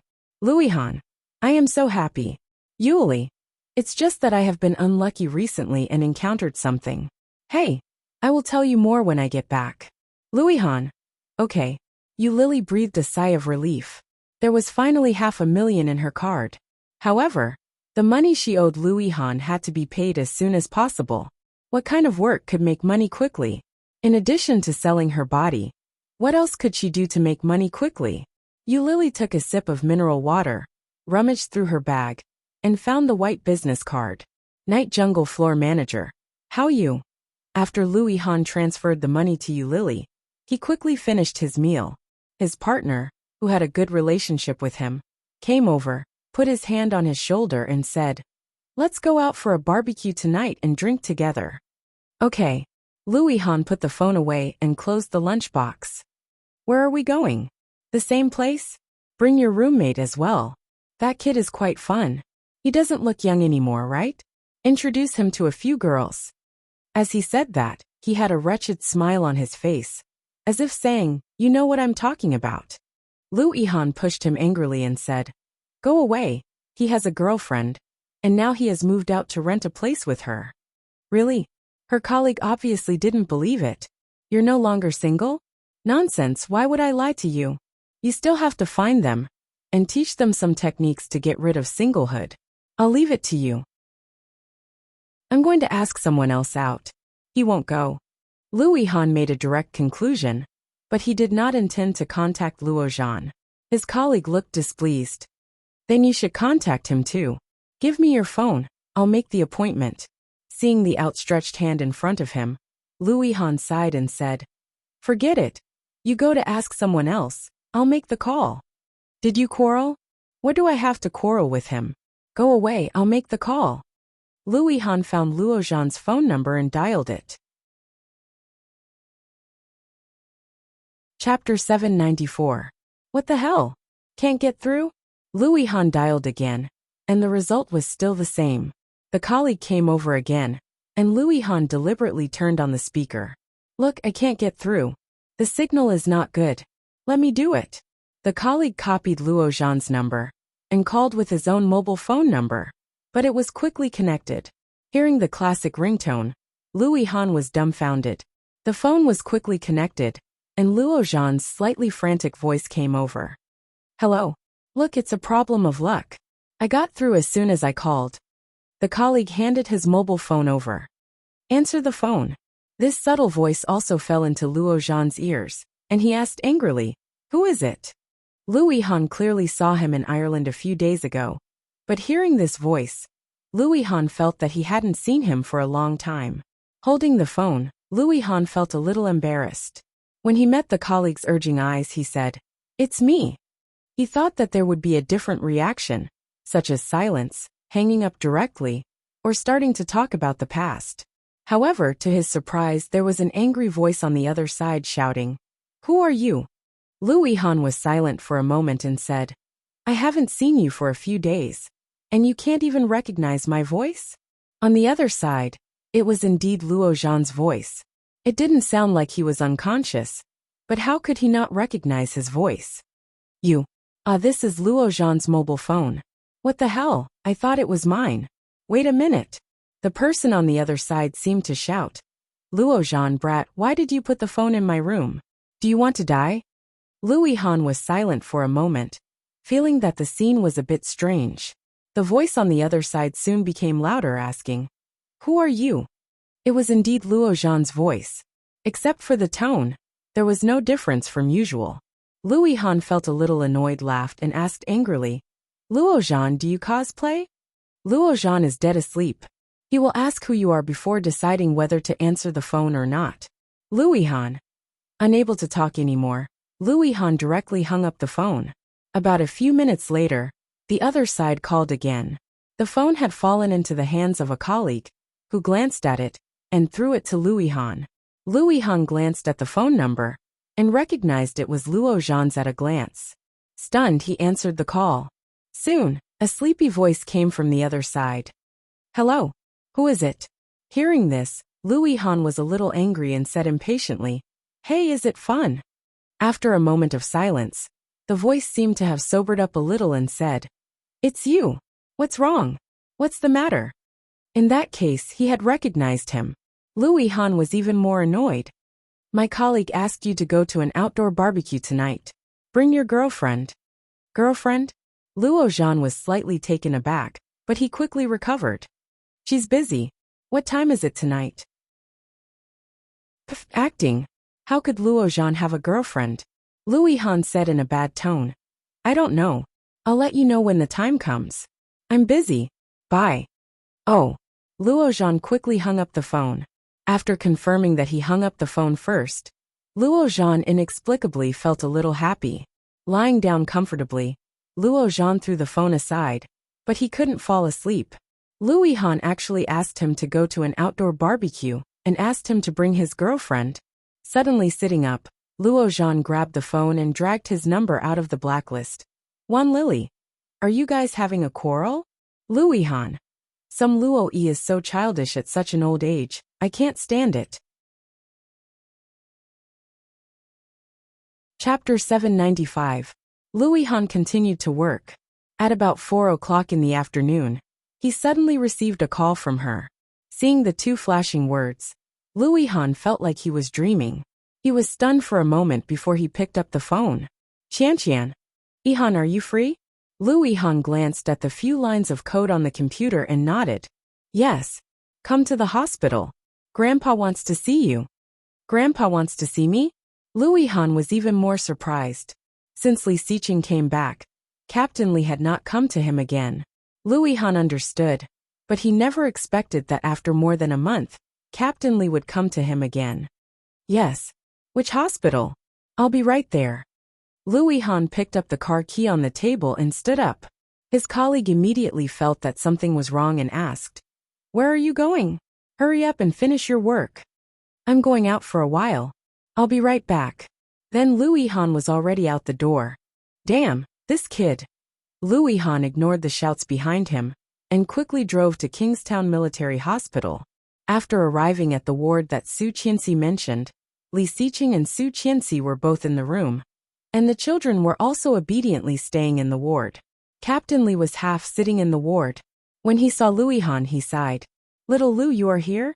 "Grandpa," Louis Han called. Louis Han felt sorry for the old man. This old man was a little older than the last time he saw him. Louis Han used to see him often, so he didn't think so. This time, after more than a month, he realized that the old man was not young anymore. "Xiqing Qianqian, take the children out first. I have something to say to Lu." Li Xiqing glanced at Louis Han and nodded. Then he picked up his daughter and walked out. Louis Han and his grandpa stayed in the ward for more than an hour before Louis Han came out. Seeing him come out, the eyes of the people guarding outside the ward all fell on him. "What did Grandpa say to you?" She looked at Louis Han and asked. Louis Han smiled and shook his head slowly. "This is a secret between me and Grandpa." Stepping forward, Louis Han patted Li Xiqing on the shoulder and said, "Take good care of Grandpa. I still have something to do, so I have to go." Li Xiqing looked at him with a faint smile. That smile made Louis Han very unhappy. Ignoring him, Louis Han put his hands in his pockets and strode away. When he returned to the company, he found that all his colleagues had left. On his computer, there was a note that clearly said, "We're going to look for a venue first. You can come over after you've finished your work." "Fine, I'll finish it first." Louis Han had no choice but to drop the key and continue his hard coding work. At about 7 o'clock, his phone rang. It was Luo Zhan. "Hello. Didn't you say we were going to barbecue outdoors? Where are we going?" Luo Zhan's tone was much better than in the afternoon. Louis Han snorted and said, "I don't know the number you called this afternoon. I'm in the company." "You're upstairs in your company? I just drove downstairs, you can come down." When Luo Zhan said this, his face unconsciously burned. He coughed lightly and said, "Don't get me wrong, I just want to go the same way." Chapter 796. Humph, what's the big deal? Luo Zhan hung up the phone unhappily and made the same phone call in the afternoon. After getting the address, he waited for another half an hour and still did not see Louis Han come down. So he drove to the place. He found that the scene was a get-together. There were several barbecue stoves, all of which were Louis Han's colleagues. There were all kinds of drinks and beers around, and there were more girls than he expected. Hot older women, cute lolas, and hot and sexy stunners. At the moment he arrived, all eyes were focused on him. Seeing Luo Zhan, Lao Li immediately greeted him and shouted, "Xiao Luo, you are here." Luo Zhan was stunned, pointed to the beauties around him, and said, "These are... Oh, they are the beauties in Xingfeng, which we cooperate with. What do you think? Beautiful, right?" Lao Li smiled and greeted several beauties, waved, and said, "This is the famous domestic hacker I mentioned to you, Z. His real name is Luo Zhan." Then, Lao Li clearly noticed all kinds of hot eyes from the beauties around him. Lao Li suddenly thought of something, turned his head and asked, "By the way, in the afternoon, I heard from Lu that you have a girlfriend? Really?" Luo Zhan smiled, facing the hot eyes around him, and nodded. "Really? It's just that my girlfriend is usually busy with work, so I didn't bring her out with me." "Well, I believe you." Louis Han's voice came from behind. Louis Han was shaking the key in his hand, which attracted many people's attention. Luo Zhan's body stiffened, and he turned his head to look. The street light behind Louis Han shone on his back, and he came against the light. With a sunny smile on his face, Luo Zhan suddenly felt a little dazed. It seemed, I haven't seen him for a long time. How could he be so much taller than me? Was he so tall before? Then, Luo Zhan looked down and found that Louis Han had changed his car to a Mercedes-Benz. When the girls saw Louis Han's figure, face, clothes, and car, their eyes all lit up. "This is the boss of our company, Louis Han. You should know him, right?" Oldly introduced, looking a little indignant. "This guy is 26 years old this year, and he's still single. If my female compatriots fancy him, they'd better hurry up." As soon as he said that, the girls chatted even more enthusiastically. and many of them walked towards him. Luo Zhan shook his head, took a bottle of beer from the side, and sat on the side. Louis Han was pestered by the girls. With a smile on his face, he quickly said he needed to go to the bathroom and ran away. In the blink of an eye, Luo Zhan drank more than half a bottle of beer. He was also a little anxious, so he followed him to the bathroom. But before he walked in, he heard a woman's exclamation. A beautiful and sexy woman happened to bump into Louis Han at the door of the washroom. The bag in her hand suddenly fell to the ground, and the contents inside were scattered all over the ground. Mascara, foundation, eyeliner, wallet. Luo Zhan sneered. Trap. It was full of tricks. Chapter 797. Then the man apologized affectionately and said, I didn't mean it. At this time, girls would blush, turn their heads, and then, damn. Luo Zhan cursed. Louis Han squatted down to pick it up, but the woman's level was much higher than Luo Zhan had imagined. Squatting down was fine, but she was showing cleavage. My God. Which man could stand it? No one noticed that Luo Zhan was watching. Louis Han looked straight ahead and said while helping her pick up the things, Sorry, I didn't see you just now. The woman looked at Louis Han and said, It doesn't matter. I saw you. You seemed to be absent-minded. I had already avoided you, but you still bumped into me. Tell me, how do you want to apologize to me? Damn. Luo Zhan deeply felt that he had underestimated the tricks of this world. Louis Han felt a little embarrassed and said, Are you from Xingfeng? Yes. The woman quickly took the things and chuckled. Thank you. She was about to stand up, but the high-heeled shoes seemed to twist, and then the woman fell into Louis Han's arms. Luo Zhan was stunned. He only heard the woman scream, holding Louis Han's hand with both hands, and rubbing Louis Han's arm with her surging breasts. What a coquettish bitch. Luo Zhan felt that he couldn't stand it anymore and strode out, but he heard Louis Han's voice. Are you okay? I'm fine. I just feel a little dizzy after squatting for a long time. I'll be fine after a while. Pretentious. What a pretentious bitch. Luo Zhan strode up and shouted, Louis Han. Louis Han looked back and saw that he was obviously not very happy. He asked, Are you looking for me? No. Luo Zhan glanced at the woman and said, Don't you want to go to the bathroom? Let me help you. Your kidneys are already weak. Don't hold it in. The woman's face turned a little ugly, and she looked at Louis Han strangely. Kidney deficiency? He looked tall and powerful, but she couldn't tell that this kind of man had kidney deficiency. Under such a gaze, Louis Han's originally calm expression also cracked a little. Before he could speak, Luo Zhan reached out to help the woman. The beautiful woman hurriedly stepped back and said, No need, no need. Mr. Lu, just go. You're not dizzy anymore. Luo Zhan's tone was a little sharp, but after saying it, he realized that he seemed to be a little sarcastic. He coughed lightly and pretended to be happy. That's great. Let's go back first. It always takes him a long time to go to the bathroom. Luo Zhan. Louis Han's face darkened as he roared. Luo Zhan pulled the woman back and said, You're welcome. This is what I should do. His footsteps were so fast that the woman stumbled and almost fell. Are you Luo Zhan? The woman obviously knew him and asked, What's your relationship with Mr. Lu? Oh, we lived together for a while. You don't live together anymore. Yes, this guy has too many bad habits. He doesn't like to be clean. He doesn't like to take a bath or wash his feet.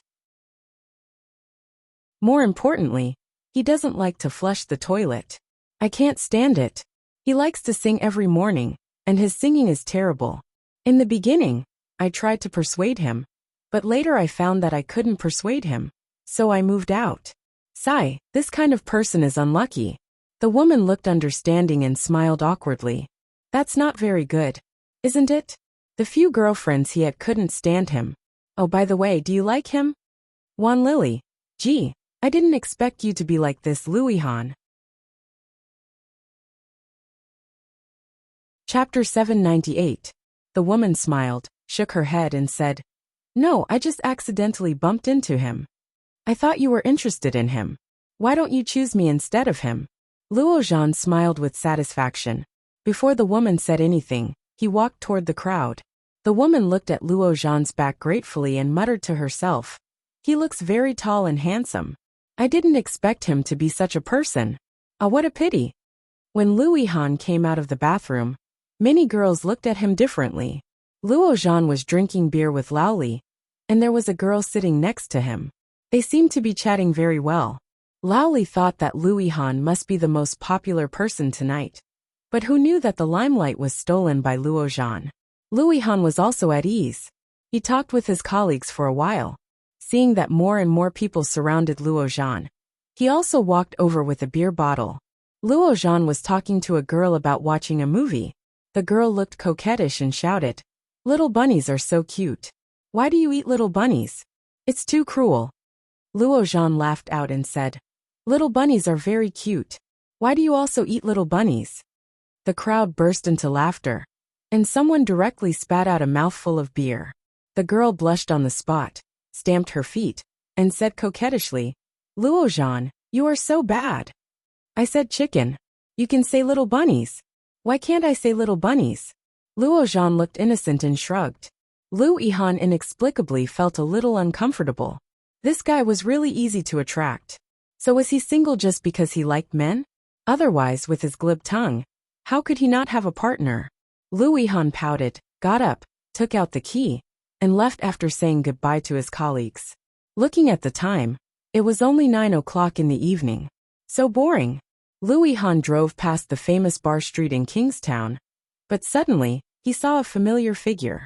At the moment, he was walking out with a girl, wearing a cool black leather coat, looking a little handsome. Suddenly stopping, Luo Yihan looked over. That figure, that face was clearly Luo Zhan. However, wasn't Luo Zhan still barbecue outdoors? How could they get here so quickly? Moreover, he changed his clothes too quickly. He was clearly wearing a set of loser sportswear just now. Luo Zhan pulled, and pressed the girl against the wall. Then he lowered his head and kissed her deeply. Surprisingly, the girl didn't resist. She hugged him with both hands and catered to him.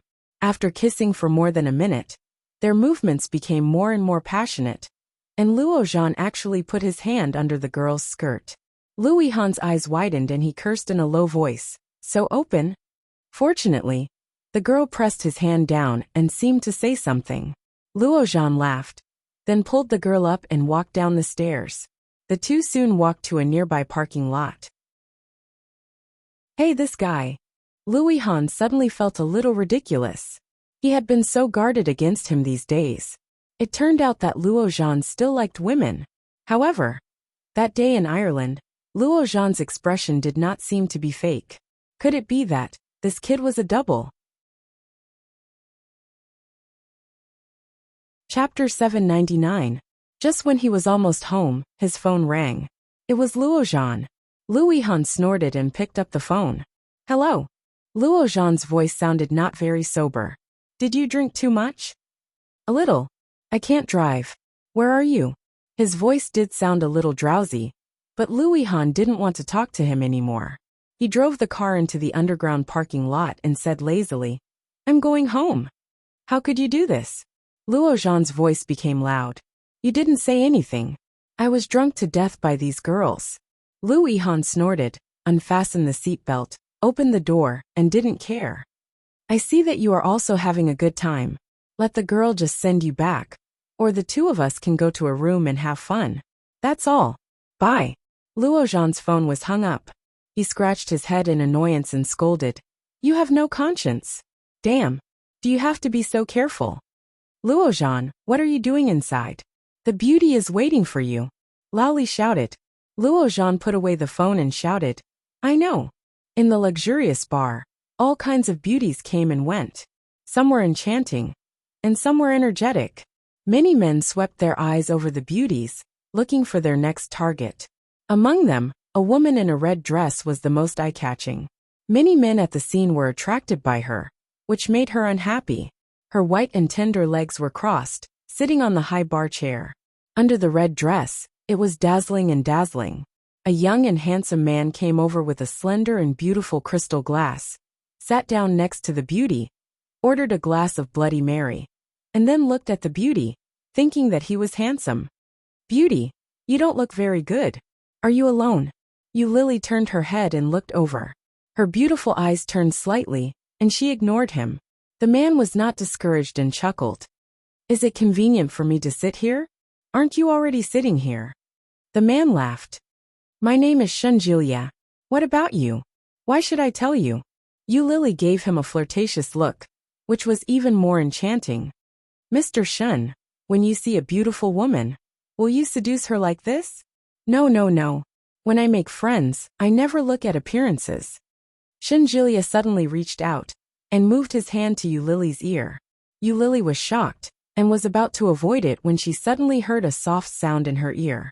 She turned her head and saw a bright red rose. Shunjulia retracted his hand. Do you believe in fate? Some people only need a glance to confirm that it's you. As he spoke, he gave her the rose in his hand and smiled brightly. What's your name? Yu Lily smiled, took the rose and said softly, Li Xiaoyu. Li, or Li, little fish of dawn. What a cute name. The bartender at the bar handed over the prepared Bloody Mary. Try the specialty here. It's a very special wine. When Yu Lily saw the wine, she laughed to herself. This wine didn't smell like alcohol at first, but it had a strong after effect. Many people used this wine to deceive some girls who were not very sensible, and then they could do whatever they wanted. Chapter 800. Bloody Mary, the nobility of wine. Shunjulia winked. Yu Lily smiled, pushed the wine back, and said, I'm sorry, I like red wine. How about a bottle? Yu Lily gently put her hand on Shunjulia's hand and tempted him. How about a bottle of 82 Lafite to take away? Such a stunner, such a stunning beauty, who could resist? Shunjulia felt his throat tighten, touched her hand and asked, Where to? Yu Lily looked calm, looked at him, and pushed him back. Didn't you just want to take me away? Shunjulia smiled, nodded, looked at the person at the bar, and said, 82 Lafite, do you have it? Yes. Soon, the bartender took out a bottle and handed it to them. While Shunjulia was paying the bill, Yu Lily got down from the high bar chair and whispered, I'm going to touch up my makeup first. Wait for me for a few minutes. Shunjulia believed it, looked at her affectionately and nodded. Okay. Yu Lily grabbed her handbag and walked slowly, but when she turned the corner, she quietly breathed a sigh of relief. She took out her mobile phone and walked quickly to another safe passage. She opened WeChat and found a contact. Before she sent a message, the money was transferred. Seeing the 3,800 yuan, Yu Lily smiled and walked out of the bar in a good mood. A flashy Ferrari was parked at the door of the bar, but neither the windshield nor the doors on both sides could see what was going on inside. Yu Lily just glanced at it and walked away indifferently. Inside the Ferrari, a pair of eyes were always on her, watching her leave. Su Qing watched her leave, glanced at Ming in the passenger seat, and said, Mr. O, Miss Yu has paid off all the debts. I checked her transfer records. It seems that she borrowed 5,000 yuan from Li Siqing's wife before. Later, she sold a few bags and got more than 300,000 yuan. After paying off Mrs. Li's money, she borrowed 200,000 yuan from a man named Louis Han. It has been more than a week. The pressure around Ming was getting lower and lower, and he looked ahead with a cold face. Yu Lily's tall and slender figure in red looked beautiful and graceful. She's not working now? Yes. Every night I go to the bar. To be a wine tray. Ming's face darkened, and he narrowed his eyes. A bartender? Yes, yes. She seduced those rich men with her beauty, tricked them into buying expensive wine, and then ran away. I'm afraid she has succeeded, so now she has to go to another bar to work. Su Cheng's scalp was numb. He wasn't an ordinary assistant. When Ming and Yu Lily were entangled, he had more or less heard about it. Later, when they broke up, Ming became very hardworking, which Su Cheng saw. Unexpectedly, after 4 years, Ming still couldn't forget that woman. This was not a good thing. Follow him. Yes. Su Cheng started the car and drove forward. The imperial capital was huge, and the bar street was especially long. The Ferrari was stopped by the security guards, so Ming got out of the car and followed them. Chapter 801. Ming walked slowly, Watching her flirting with other men, he sneered in his heart. But he did not go forward. Cheating, selling her face, selling her body, this woman really did everything. So cheap. Oming looked at her and looked at the time. From the time she went to the bar to the time she said, "I need to go to the bathroom." It took them less than half an hour to get there. Seeing Yu Lily walking in the direction of the bathroom, Oming quickly followed her. However, as expected, Yu Lily did not go to the bathroom, but turned a corner and walked into the safety passage. It was very quiet in the safety passage, and the sound of Yu Lily's high heels could be heard. Oming stood at the entrance of the safety passage and did not follow her in. Standing at the door, Oming lit a cigarette, blew a smoke ring, and laughed at himself. What am I doing? Stalking my ex-girlfriend? Or stalking my ex-mistress? In front of him was a reflective metal door. Oming looked at himself inside, and after a while he sneered and whispered, "You are also cheap." Yu Lily walked out of the bar, yawned, and looked at the money she had earned tonight. In the past week, she had earned nearly 100,000 yuan. With another 2,000 yuan, she could return 100,000 yuan to Louis Han first, and the big stone in her heart would not be so heavy. Looking at the time, it was already after 12 o'clock in the evening. Yu Lily stretched out and walked out of the bar street. But before she went out, she heard the sound of a steel pipe hitting the palm of her hand. Yu Lily stopped, looked at the bright outside, and did not dare to go out. He subconsciously stopped in his tracks and took a step back. However, someone suddenly shouted outside, "Stop!" Yu Lily's heart was even more shocked. She strode back and turned to escape. But suddenly, a hand reached in and pulled her out. Yu Lily shouted angrily, "What are you doing?" But the person who reached out to catch her did not have any pity, grabbed her, and threw her to the ground. Yu Lily was caught off guard and fell to the ground. Her elbow was burning, and when she looked down, she found it had been rubbed.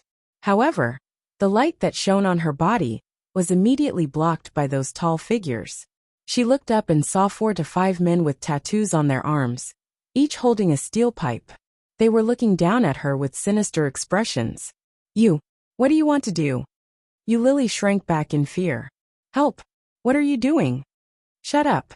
The men with big tattoos looked at her, and one of them was chewing gum. Suddenly, he spat out the gum and spat it on Yu Lily's head. Yu Lily exclaimed and quickly slapped away the chewing gum. "Take out your phone." A man reached out with a steel pipe in his hand. "Isn't it easy to earn this kind of money? So many fools have been taken advantage of by you so much that even their parents wouldn't be able to recognize them. Feel good, right? Cell phone." Yu Lily's body trembled, and she took out her cell phone with a trembling hand. The man took the cell phone and sneered, "Oh, it's the latest iPhone. Unlock it." Yu Lily unlocked the screen. The man clicked into WeChat and went straight to the WeChat wallet. He looked like he had seen a ghost and shouted, "Wow, more than 90,000 yuan. So much money you can spend it. Anyway, it's so easy for you to earn money. Come on, tell me, what's the payment password?" Dash. Chapter 802. Yu Lily looked at them and gritted her teeth. "I need this money to pay off my debt. I owe hundreds of thousands of yuan.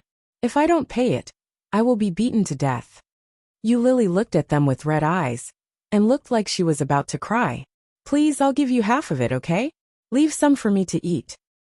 "Oh, the little beauty is begging us, but you can rest assured that we only want money. Be good, don't be rude. What's the password? Just transfer it to us." He played with the phone and looked surprised. "It turns out that you don't need a password. Come on, open the lock." Then he pulled Yu Lily's hand forcibly. "Good girl, I'll help you withdraw cash. Just give me the card. Tell me the password, and I'll get it myself." Yu Lily grabbed her hand desperately, and her tears were about to fall. She shook her head and said, "I really owe a lot of money, and the date of paying off the debt is coming. You are forcing me to the road to death." "Don't say that. We are all in the bar street. Who doesn't know each other? Look at your famous brands. Who will believe that you owe money?" The big man sneered. "I have been watching you for a long time. Several brothers have asked me about you. If you don't give me money, I will give you to the police. You think you are a bartender, But in fact, you are a swindler. What's the difference between you and us? As he spoke, he had pressed his finger on the middle button. The withdrawal was successful. Another man squatted down and grabbed Eulily's bag. After finding the card that had just been withdrawn, he asked, "What's the password?" Eulily looked at them, full of despair. Suddenly, he heard footsteps behind him. This was the safe passage for employees to go to and from work. At this time, there should be few people going in and out. Everyone turned to look at the passage. Under the golden lights on the roadside, the passage looked particularly dim. There was smoke coming out of it. The smoke was very thin, and it was obviously the best tobacco. The sound of leather shoes came out, and everyone saw a straight and tall figure. Dressed in a burgundy checkered suit, he walked out leisurely, holding a cigarette between his long fingers. His eyes were slightly narrowed as he walked out. Slowly looking around, Oming slowly exhaled a mouthful of smoke and asked, "What are you doing?" Eulily didn't look back, but when she heard the voice, her breathing suddenly quickened. Even her heartbeat seemed to suddenly slow down, and her back stiffened. She didn't dare to look back, but she could clearly sense that he was behind her. The wondrous feeling was like a tide surging over her head, robbing her of her thoughts, and defeating her inch by inch. When the big flowery arms saw Oming, they all straightened up in displeasure and shouted, "Who are you?" Oming stood there calmly. Suddenly his phone rang. His movements were neither too fast nor too slow, exuding a natural aristocratic aura. Oming picked up the phone, puffed out a smoke ring, and grunted in acknowledgement. "Behind the European First Day Bar. The safe passage is here." Oming's voice was not flustered at all, as if he was just chatting with the person on the phone. But when the person in front of him heard it, his face changed and he roared, "Hey, stinky boy." Then, he swung the steel pipe out with a threatening face. Oming suddenly raised his eyes. His pair of shimmering peach blossom eyes seemed to flash with a sharp light, as if they were sharp blades. Such an attitude caused that person to laugh out loud in anger. He cursed, "Bastard." He swung the steel pipe and threw it toward Oming's face. Authors Weibo. Uncle Juan Lily VIP Group. 5519493949. Chapter 803. Oming didn't seem to notice it. Eulily exclaimed, "Be careful." Almost at the same time, Eulily got up from the ground, but in a moment, she heard a dull bang sound. She opened her eyes wide and looked at the top of her head. She saw Oming reach out and hold the steel pipe firmly in his hand. He was unarmed, but he was not at a disadvantage. Holding the phone in one hand and the steel pipe in the other, he looked at the man with tattooed arms. His eyes narrowed slightly, and he seemed to chuckle. Then he twisted his big hand, and under the shocked eyes of the big man, he hooked his elbow up. While the big man's attention was on his elbow, Oming's eyes flashed with the light of success. And when the big man was unprepared, he kicked the man's weakest point. The big man screamed, bent down and covered his lower body, and his face changed dramatically. Such a scene made everyone's face change on the spot, and they stepped forward with the steel pipe. But Oming was not afraid at all, and his voice did not fluctuate at all. He said slowly, "Well, okay, by the way, bring the police here. There is a robbery here, and tell them that Oming asked them to come." Oming.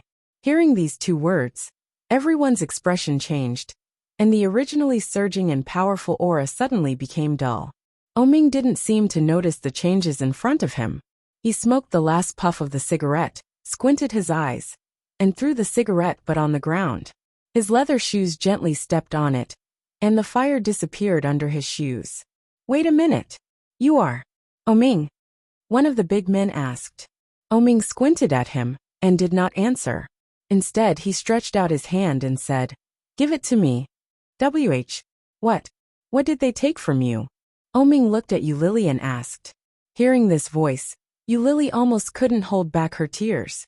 There was a surge of heat in her eyes, but soon she calmed down and said, "Mobile phone and bank card." "Give it to me." Oming stretched out his hand and looked at them coldly. The big men looked at each other, and finally handed the mobile phone and bank card to Oming. "Don't call the police, let's go right now." While speaking, he looked straight at the mobile phone in Oming's hand, which was still on the call page. with a little pleading in his eyes. Oming's eyes turned cold and he shouted, "Get lost!" They all heaved a sigh of relief at the same time, picked up the steel pipes and ran. Oming threw the phone and the card back to Yulili and walked away. He actually didn't even look at her. Yulili felt a little frustrated. She gritted her teeth and shouted, "Wait a minute." Oming acted as if he hadn't heard anything.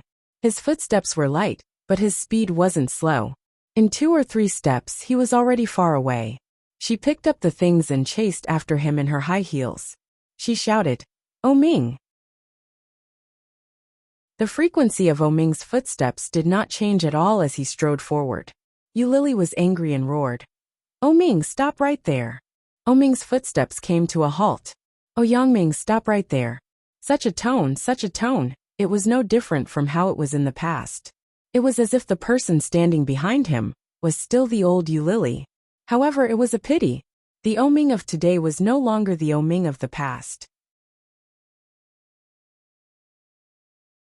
Chapter 804.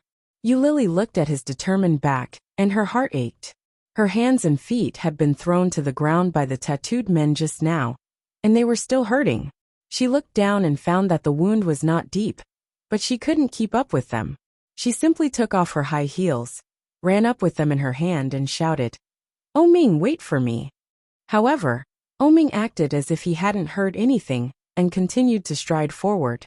Just as he turned a corner, he walked into a bar. Yulili quickly followed him in. Oming walked straight in, and someone recognized him and greeted him directly, shouting, "Master O, you are finally here. Come here, sit here."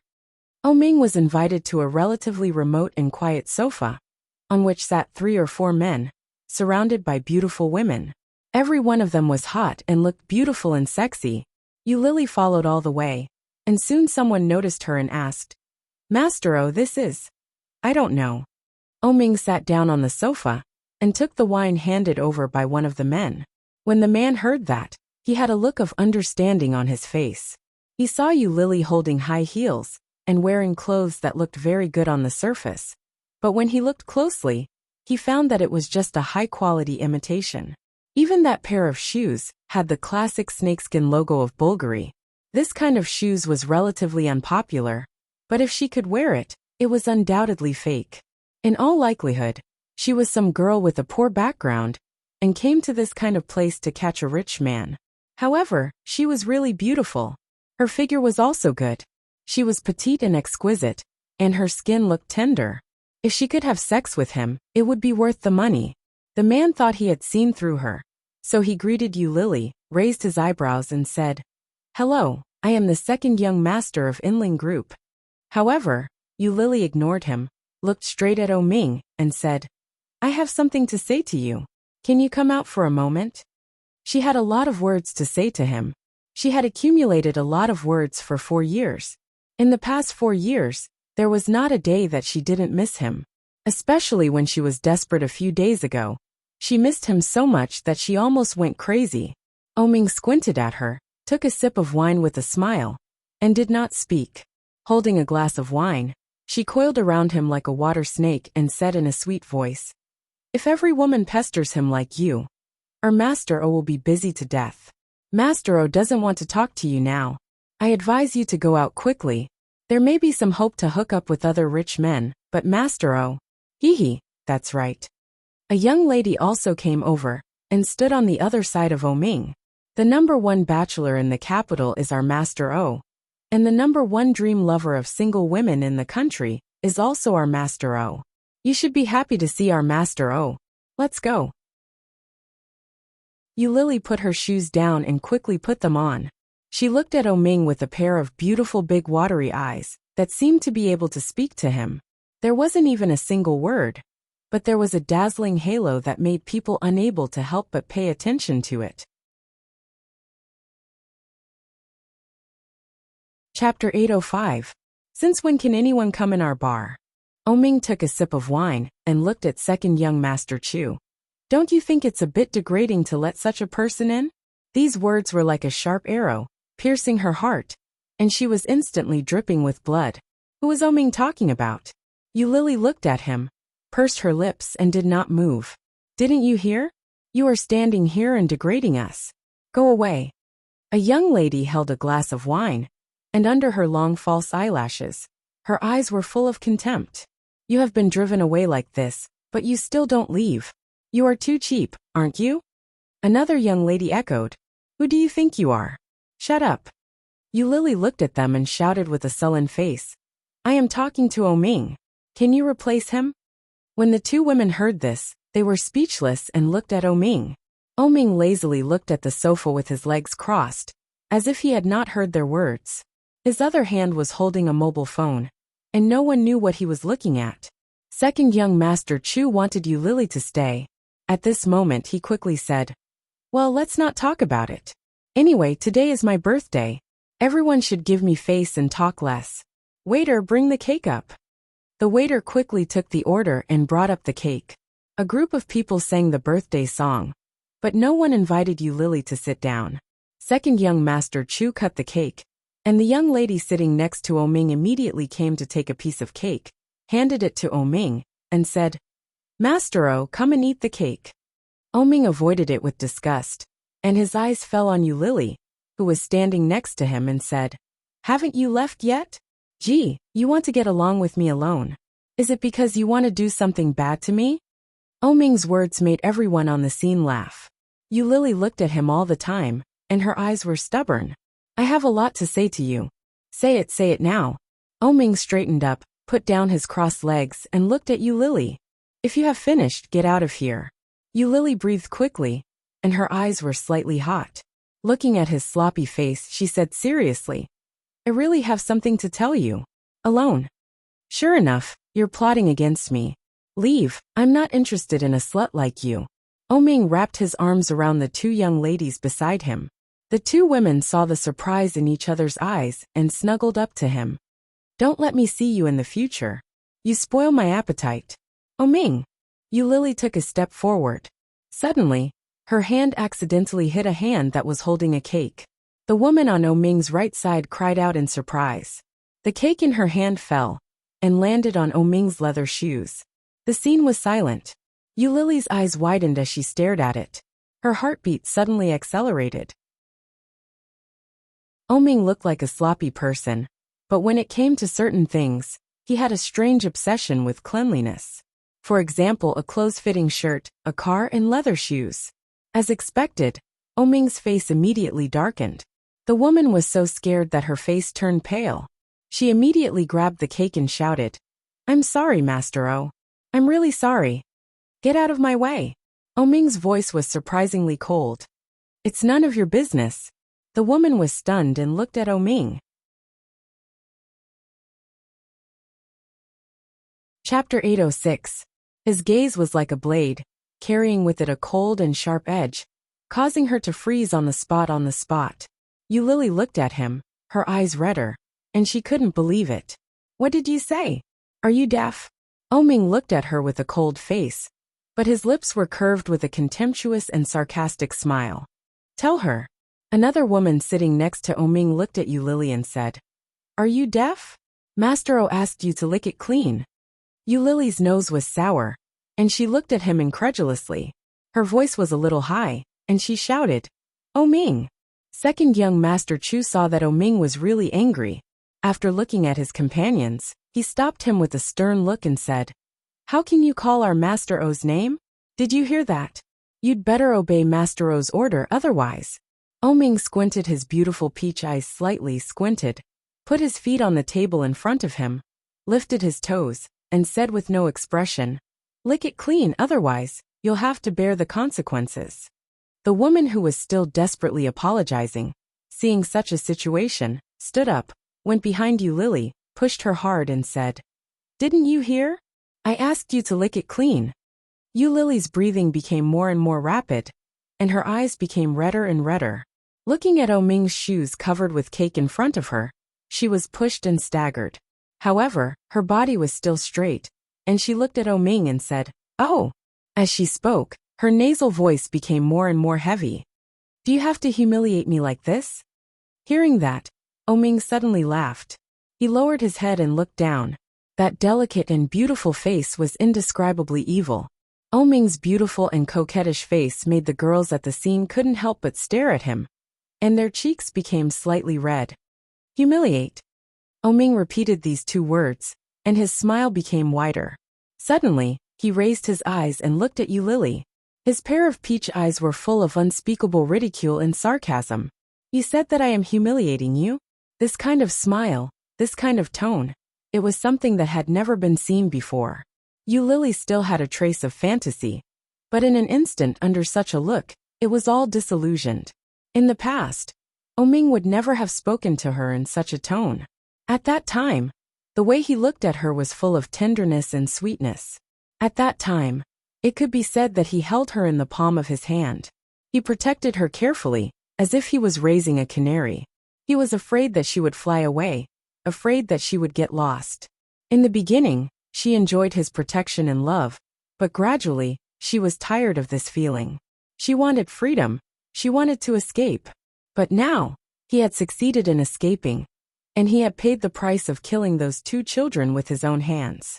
So he won't accept me anymore, right? No matter how much she longed for him, no matter how much she missed him, no matter how much she liked him, he would never treat her the way he used to, right? Lily resisted the urge to cry. She smiled gently, shook her head and said, "No, I'm sorry. I thought too much. I had a lot to say to you, but now, it's not necessary." Everything was all ready, there was no need. Just like that, the relationship between them completely ended 4 years ago. There's no need to humiliate yourself like that, Lily. I'll never see you again, Oming. Lily turned around, straightened her back and walked out. This was the last bit of dignity she had left. This time, let her say goodbye. After 8 o'clock, tomorrow will still be 8 o'clock. Chapter 807. Seeing this, Oming played with the crystal cup in his hand, tilted his head, looked at her back and said slowly, "Did I let you go?" Seeing this, Second Master Chu immediately went forward to stop Lily and said, "Hey, you want to leave after making trouble? It's not that simple." Seeing this, Lily gritted her teeth, turned around, looked at Oming and roared, "What else do you want? This pair of shoes is actually not expensive. They are handmade in Italy by Master Fendilla. This is the last pair of shoes before he retired. I like it very much. When I bought it, it was 370,000 or 80,000 yuan.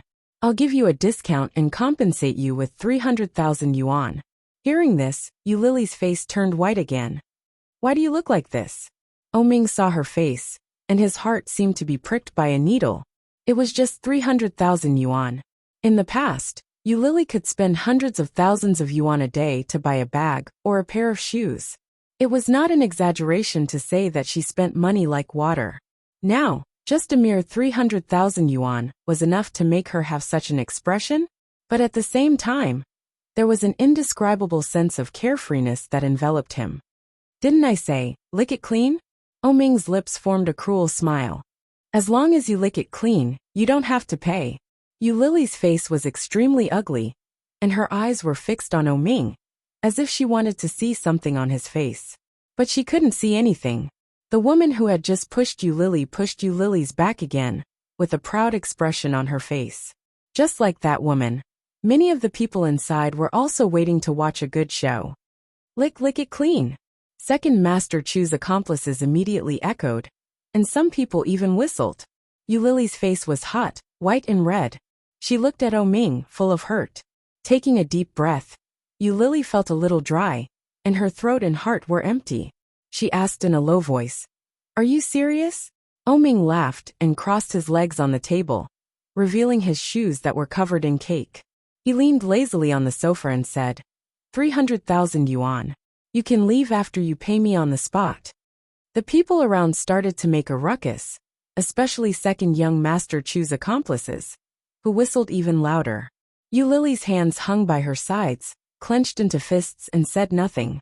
Anyway, you've been selling yourself for 4 years. You must have changed a lot of mistresses, right? It shouldn't be a problem to borrow 300,000 yuan from so many regular customers, right? Look at my bad memory. Given your hunger and thirst, how can an ordinary person satisfy you? With those men, It's probably just a one-time business deal. TSK, no wonder you're so miserable. Didn't I teach you that you have to be more tolerant of some things? Oming. Hearing these 3 words, Oming smiled brightly, and it was a little cruel, which deeply hurt Yu Lily's eyes. Pointing to his shoes, Oming raised his eyebrows. His peach blossom eyes were deep, and it was hard to see his emotions. He said, "Look at you. I don't think you can borrow it. Come on, lick it." The expression on Oming's face was no different from his usual appearance. It was so understated and so casual. It seemed that it was fun to tease her like this. Chapter 808. The young lady next to Oming laughed and encouraged, "Lick it. It's tiring to do this business. How many times do you have to sell it for 300,000 yuan? It's much easier to lick it."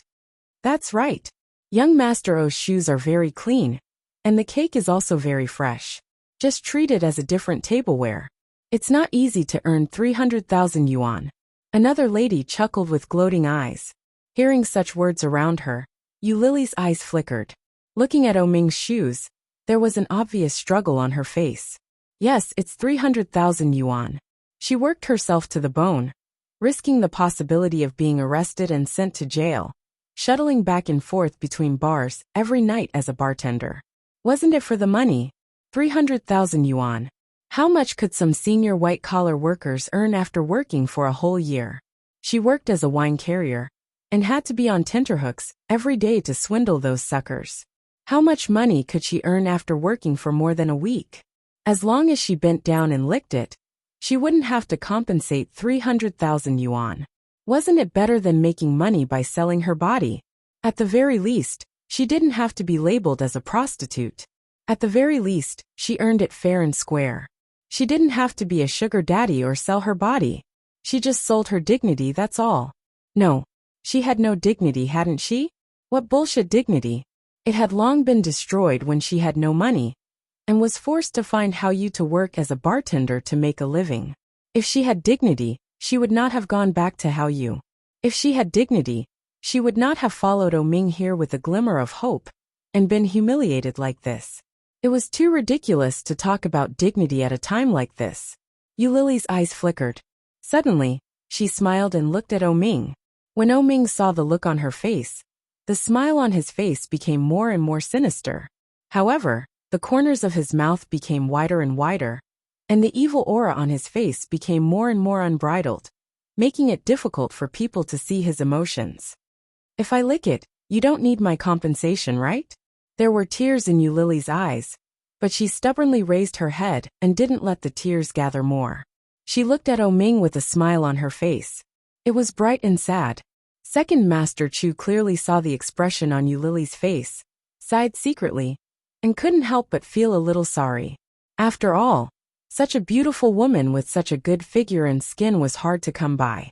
What a pity. After offending Oming, it was basically over. If word got out, Yu Lily wouldn't be able to survive.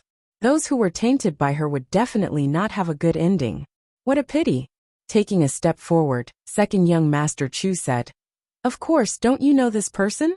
This is young Master O, the only heir of Oya. He definitely keeps his word." She knew. Of course she knew. How could Yu Lily not know? Oming never went back on his words. "The only thing I regret is sleeping with a woman like you. Because of you I killed my brother. Unless my second brother comes back to life, I will never have anything to do with you in this life." Yu Lily thought. She had no idea what Oming was thinking. Get lost. Be smart and don't appear in Kingstown in the future. Otherwise I will find someone to kill you. Be *tch. Oming played with the wine glass and silently pointed to his shoes. "Oming." With a choked voice, Yu Lily bit her lower lip and said, "That diary, have you finished reading it?"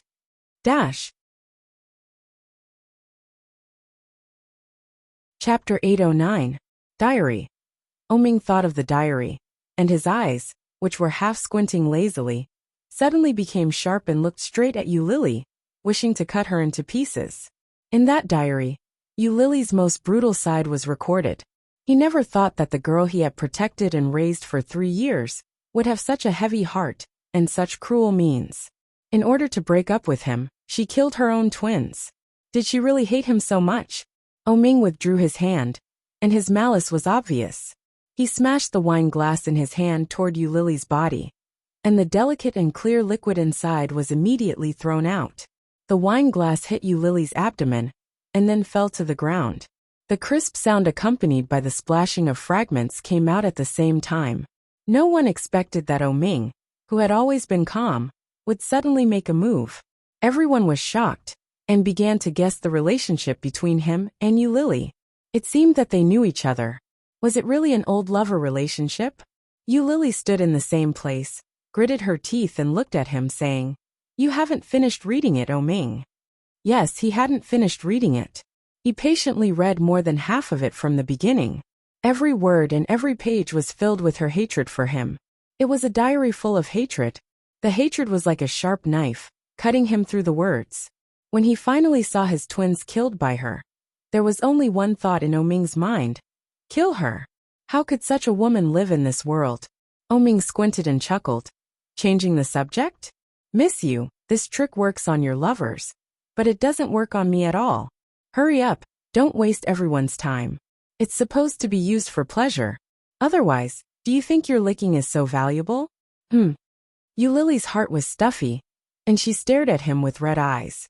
He was serious, and he really hated her. Yu Lily's heart was stuffy and painful. Under everyone's expectant eyes, she stepped forward step by step. Seeing Yu Lily's action, the scene immediately boiled. Second Master Chu's companions whistled, and the ladies next to him held their hands and looked at her with interest. As she approached, she stared straight at him and said, "Now that the diary is gone, it's probably in Lita's hands." "So what?" Ming stretched out his foot. "What's the use of reading a whore's diary other than knowing how you work?" His words caused the surrounding people to laugh. Yu Lily's fists hung by her side, and she gritted her teeth to hold back. Humiliation. Ming knew her too well. He knew best what kind of words would hurt her the most. Yu Lily was well aware of that, so she sneered and pretended not to care. "You were the one who taught me all the postures that I the whore know. Weren't you happy when you were teaching me?" Ming stopped smiling and looked at her with a sullen face. Chapter 8:10. Yu Lily saw his increasingly gloomy face and laughed happily.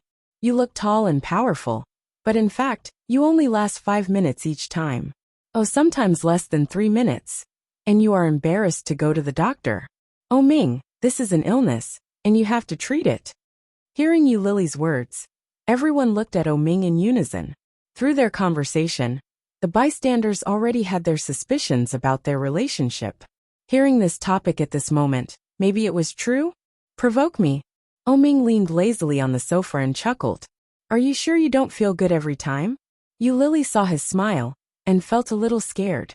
She sneered. "Do you think you can? I can only pretend to have orgasms every time to cater to you. Otherwise, will you let me go?" Ming smiled and looked away, put his feet down, stood up, and walked toward her step by step. Yu Lily felt something was wrong and subconsciously pushed back.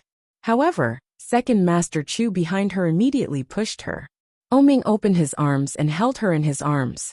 Yu Lily's heart jumped, looked up at him, and suddenly breathed quickly. The distance between me and him is so close. However, Yu Lily saw the gloomy look in Ming's eyes, and she was alarmed. Before she could recover, her body was suddenly pushed and fell on the sofa. The beauty sitting next to her immediately avoided. Yu Lily struggled to stand up, but before she could support her body, she felt a hot body covering her body. Unprepared, her lips were sealed. Ming's mouth had the smell of tobacco and liquor. The clear touch and smell told her that it was not fake. But this was still a public place. The people next to them screamed and sat aside excitedly. Yu Lily's heart was in pain, and she struggled hard with her hands and feet. However, Ming easily grabbed her hand and raised it high above her head. Yu Lily's hands were very thin, and one of Ming's hands was enough to hold both of them. "Every time you do this, can't you change your way of struggling, huh?" Ming's eyes did not contain any warmth, and there was even a sense of revenge in his peach blossom eyes. "Didn't you say that I didn't make you feel good? Why don't you try it in front of everyone?" Yulili was so scared that she shouted, "What do you want to do?" "Oh." Oming stuffed all of her words back into her stomach. His other big hand unscrupulously touched her waistline and easily tore apart her red dress. Yulili only felt that her body was cold, and her chest was suddenly exposed, revealing the pink silicone. Everyone was even more excited and picked up their mobile phones to shoot videos. Oming's kiss was aggressive and punishing. His strong manly scent made her even more afraid.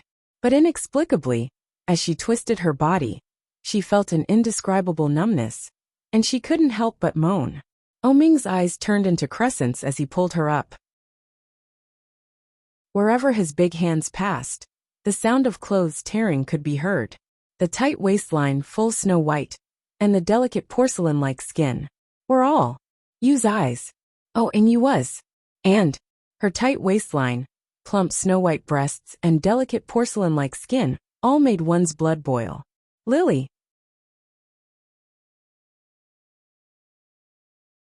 Chapter 8:11. She is the best. Such a stunner is hard to come by. Yulili was held in his arms. Oming's big palm moved inch by inch, and his hot kiss moved down from her lips. Holding him, she screamed and didn't know where she was. With her eyes half closed, she couldn't help but reach out and hold him tightly. Feeling him from chin, collarbone, the scream suddenly pulled Yulili back to reality.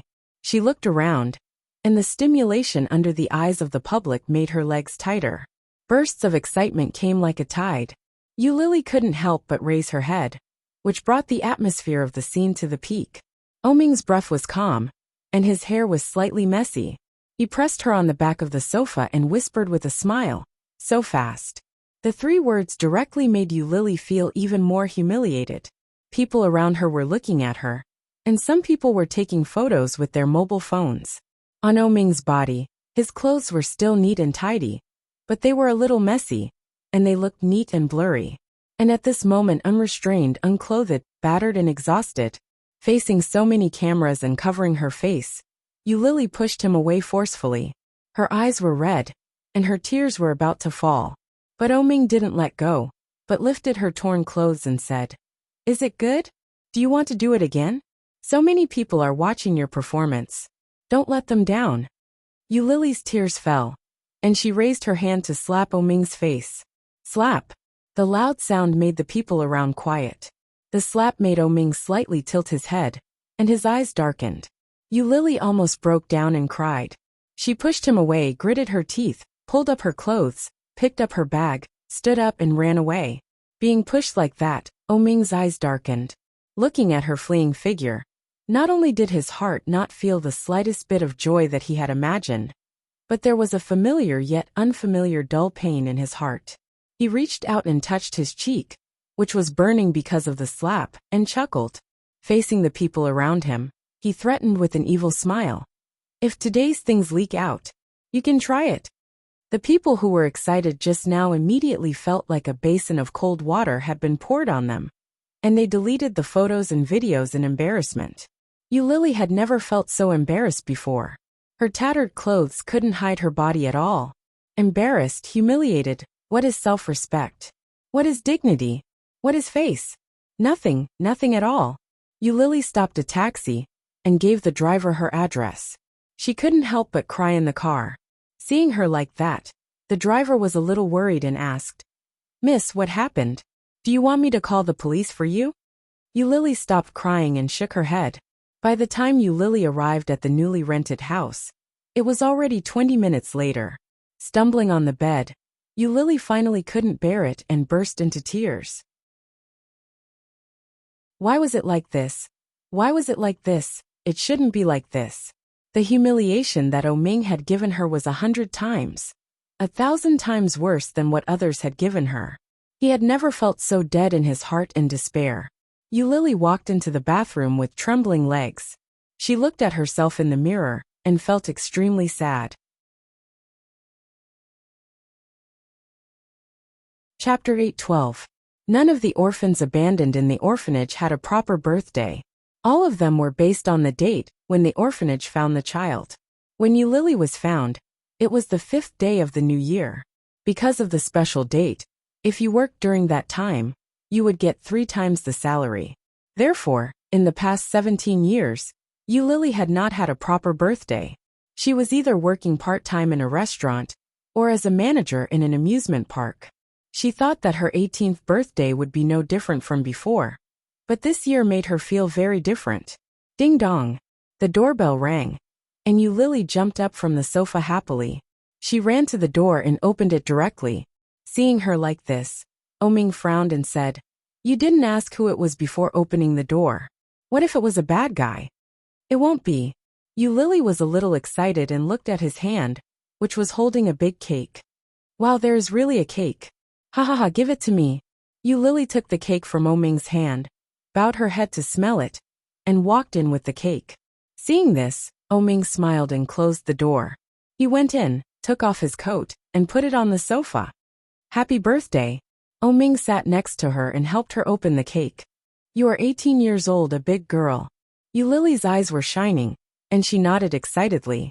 Especially when she saw the big chocolate cake, she was drooling. She turned to look at Oming, and her eyes were shining. "Wow, such a big cake. Can the two of us finish it?" Oming smiled widely, opened the paper plate, and helped her put 18 candles in it. After lighting them one by one, he said, "Make a wish." "Ah." Lily was a little disappointed.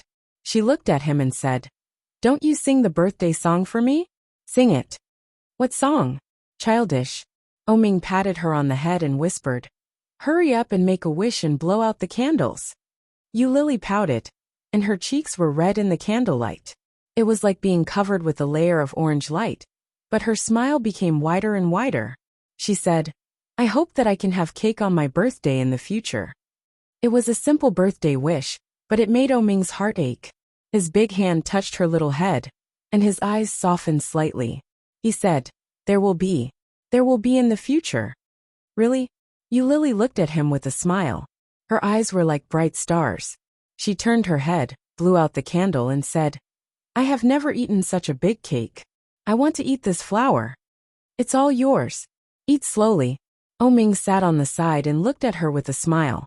It was as if he was looking at a child, and there was a deeper meaning that Lily couldn't understand. He had been living with her for more than 9 months. Over the past 9 months, they had become increasingly familiar with each other. The two of them shared the same bed and naturally slept together, but Oming cleverly didn't cross the line. Even when he kissed her, he only lightly touched her forehead. He didn't go overboard. Today it was finally possible. From today onwards she would be an adult. Chapter 8:13. Done. Lily handed a slice of cake to him and said, "This is the best slice I've cut. Here you go." "Thank you, Lily." "You're welcome, Mr. O." Lily didn't care. She cut a piece of cake for herself, picked up the fork and took a bite. The sweet taste melted in her mouth. Lily felt that she was so happy that she was about to jump up. She looked up excitedly and exclaimed, "It's delicious. It's much better than Fu Lingbing's birthday cake." "Who is Fu Lingbing?" Oming asked. "When we were in high school, he was the richest person in our class. He always wore branded clothes. Adidas, Nike, and Jordan were all very expensive. And when we were in the 3rd year of high school, he had an iPhone. He was so rich." Lily said enviously while eating the cake, "If I had such a rich father, it would be great." Oming chuckled. "If you want, I can buy you anything. Do you want a mobile phone?" "No, it's too expensive." Lily looked up at him while eating the cake and said, "I heard that the mobile phone costs more than 4,000 yuan. It's so expensive. I only earn 60 yuan a day in part-time jobs. How many part-time jobs do I have to do to buy such a mobile phone?" "Little miser." Oming tapped her forehead. "We don't have to be so clear between us. I like you, and I'm willing to give you money. Just take it. If you want anything in the future, just tell me directly. I'll buy it for you. Or use the card I gave you to buy it yourself." Lily stuck out her tongue and ate the cake. Seeing this, Oming magically took out a small box from his pocket and handed it forward. "Here, a birthday gift." Lily was surprised. She took the box and opened it. At a glance, she saw a watch in it. "Longines. It's so beautiful." Lily picked up the watch and turned it over. "How much is this?" It must be expensive, right? Oming was a little unhappy when he heard her mention money again. He took the watch and said, "It's a gift for you. Just take it. No matter how much it costs, I'll put it on for you." Well, Lily put the empty cake plate aside and looked at the watch with sparkling eyes. Oming patiently put it on for her and asked in a magnetic voice, "Do you like it?" Lily looked at the watch, and the smile on her face widened. She did not hesitate and replied, "I like it." Inadvertently, she looked up and found that his face was very close to her. Lily's heart jumped. She subconsciously wanted to avoid it, but Oming took the opportunity to get close to her. His hands were on both sides of her body and kissed her lips. Lily's eyes widened. The soft touch on her lips was like cotton candy, soft and sweet. Lily was stunned. Ohs. And yous. Didn't know what. Oming squinted, held her in his arms and slowly pressed his body down. The tip of his tongue came out and gently swept over her. Lily felt as if she had been electrocuted. Lily's hands subconsciously pushed him away. Her face was so red that it was almost hot enough to boil an egg. Lil's O's. Lil S. Her. Her you oh. You. Chapter 8:14. There was a faint smell of tobacco on his body. It was a familiar smell, but when it came from her mouth, Lily still felt very strange. Mr. O is kissing me. She had expected it, but she felt unprepared. With some resistance in her heart, Lily inexplicably felt a little like crying. Looking away, Lily pushed him away with both hands, blushed, shrank her neck, and said, "I haven't taken a bath yet. I'm going to take a bath." Oming saw her nervousness and slightly released her. Lily hurriedly ran toward the direction of the room. Lily ran back to the room, and her heart was beating so fast that it seemed to have a small motor installed. When she got to the bathroom, she looked in the mirror and found that her face was shockingly red. Oh my God! So red! Lily turned on her clothes while turning on the water. Taking a long breath, Lily blushed, put her clothes on the dry ground not far from the bathtub, and took a bath in the water. What to do? Do I really have to do it with him? Lily blushed, put half of her face in the water, and blew the water. Her hands were crossed in front of her chest, and her long hair had been wet, floating in the water, looking a little dreamy. Looking at the hazy mirror in front of her, Lily blew a mouthful of water, and thought of Lu Ihan, who had returned to his hometown for the new year. He seemed to like pure girls. If Lily got him one day, and found out that she was not a virgin, what should she do? So I can't do it with Oming. But what to do? Lily soaked in the bathtub, and her face was bitter. All of a sudden, the bathroom door was opened. Lily was shocked and turned to look. Oming was standing at the door and looking at her. She quickly covered her body, and her face became redder. Looking at him, she stammered, You peeped at me taking a bath. Get out." But Oming didn't mean to go out. Instead, he walked in and reached out to undress himself. Lily stupidly watched him take off his clothes. And when he took off only his shirt and pants, she suddenly came to her senses. Lily's face was burning. She reached out and pulled the clothes next to her to cover herself. She immediately climbed up and walked toward the door, trying to bypass him. But Oming easily pulled her into his arms with his big hands. The warm and soft little body was very comfortable to hold in his arms. Lily exclaimed, but Oming bowed his head and kissed her again. His actions were wild and rough, without the gentleness and tolerance he used to show to her. Lily struggled and pushed with both hands. She resisted a little, but he picked her up and placed her in the bathtub. The two of them entered at the same time, causing the water in the bathtub to overflow. Lily was pressed under him. She accidentally choked on some water and coughed violently. Oming pulled her up and gently patted her back. Lily coughed, and her eyes turned red unconsciously, and tears quickly came out. Seeing this, Oming's eyes deepened. He lowered his head and gently kissed away her tears. His lips slowly moved down. Lily's eyes became redder. She raised her hand and pushed his face away. She looked at him pleadingly and whispered, "No. That you're tuning in to the Lee May's Sword of Destiny YouTube channel. We're so grateful for your support. And don't forget to subscribe to join us on this incredible journey through captivating stories. Your generosity through donations truly makes a world of difference, as it's the primary source of revenue that allows me to expand and enhance this channel for you. Thank you from the bottom of my heart for being a part of this adventure.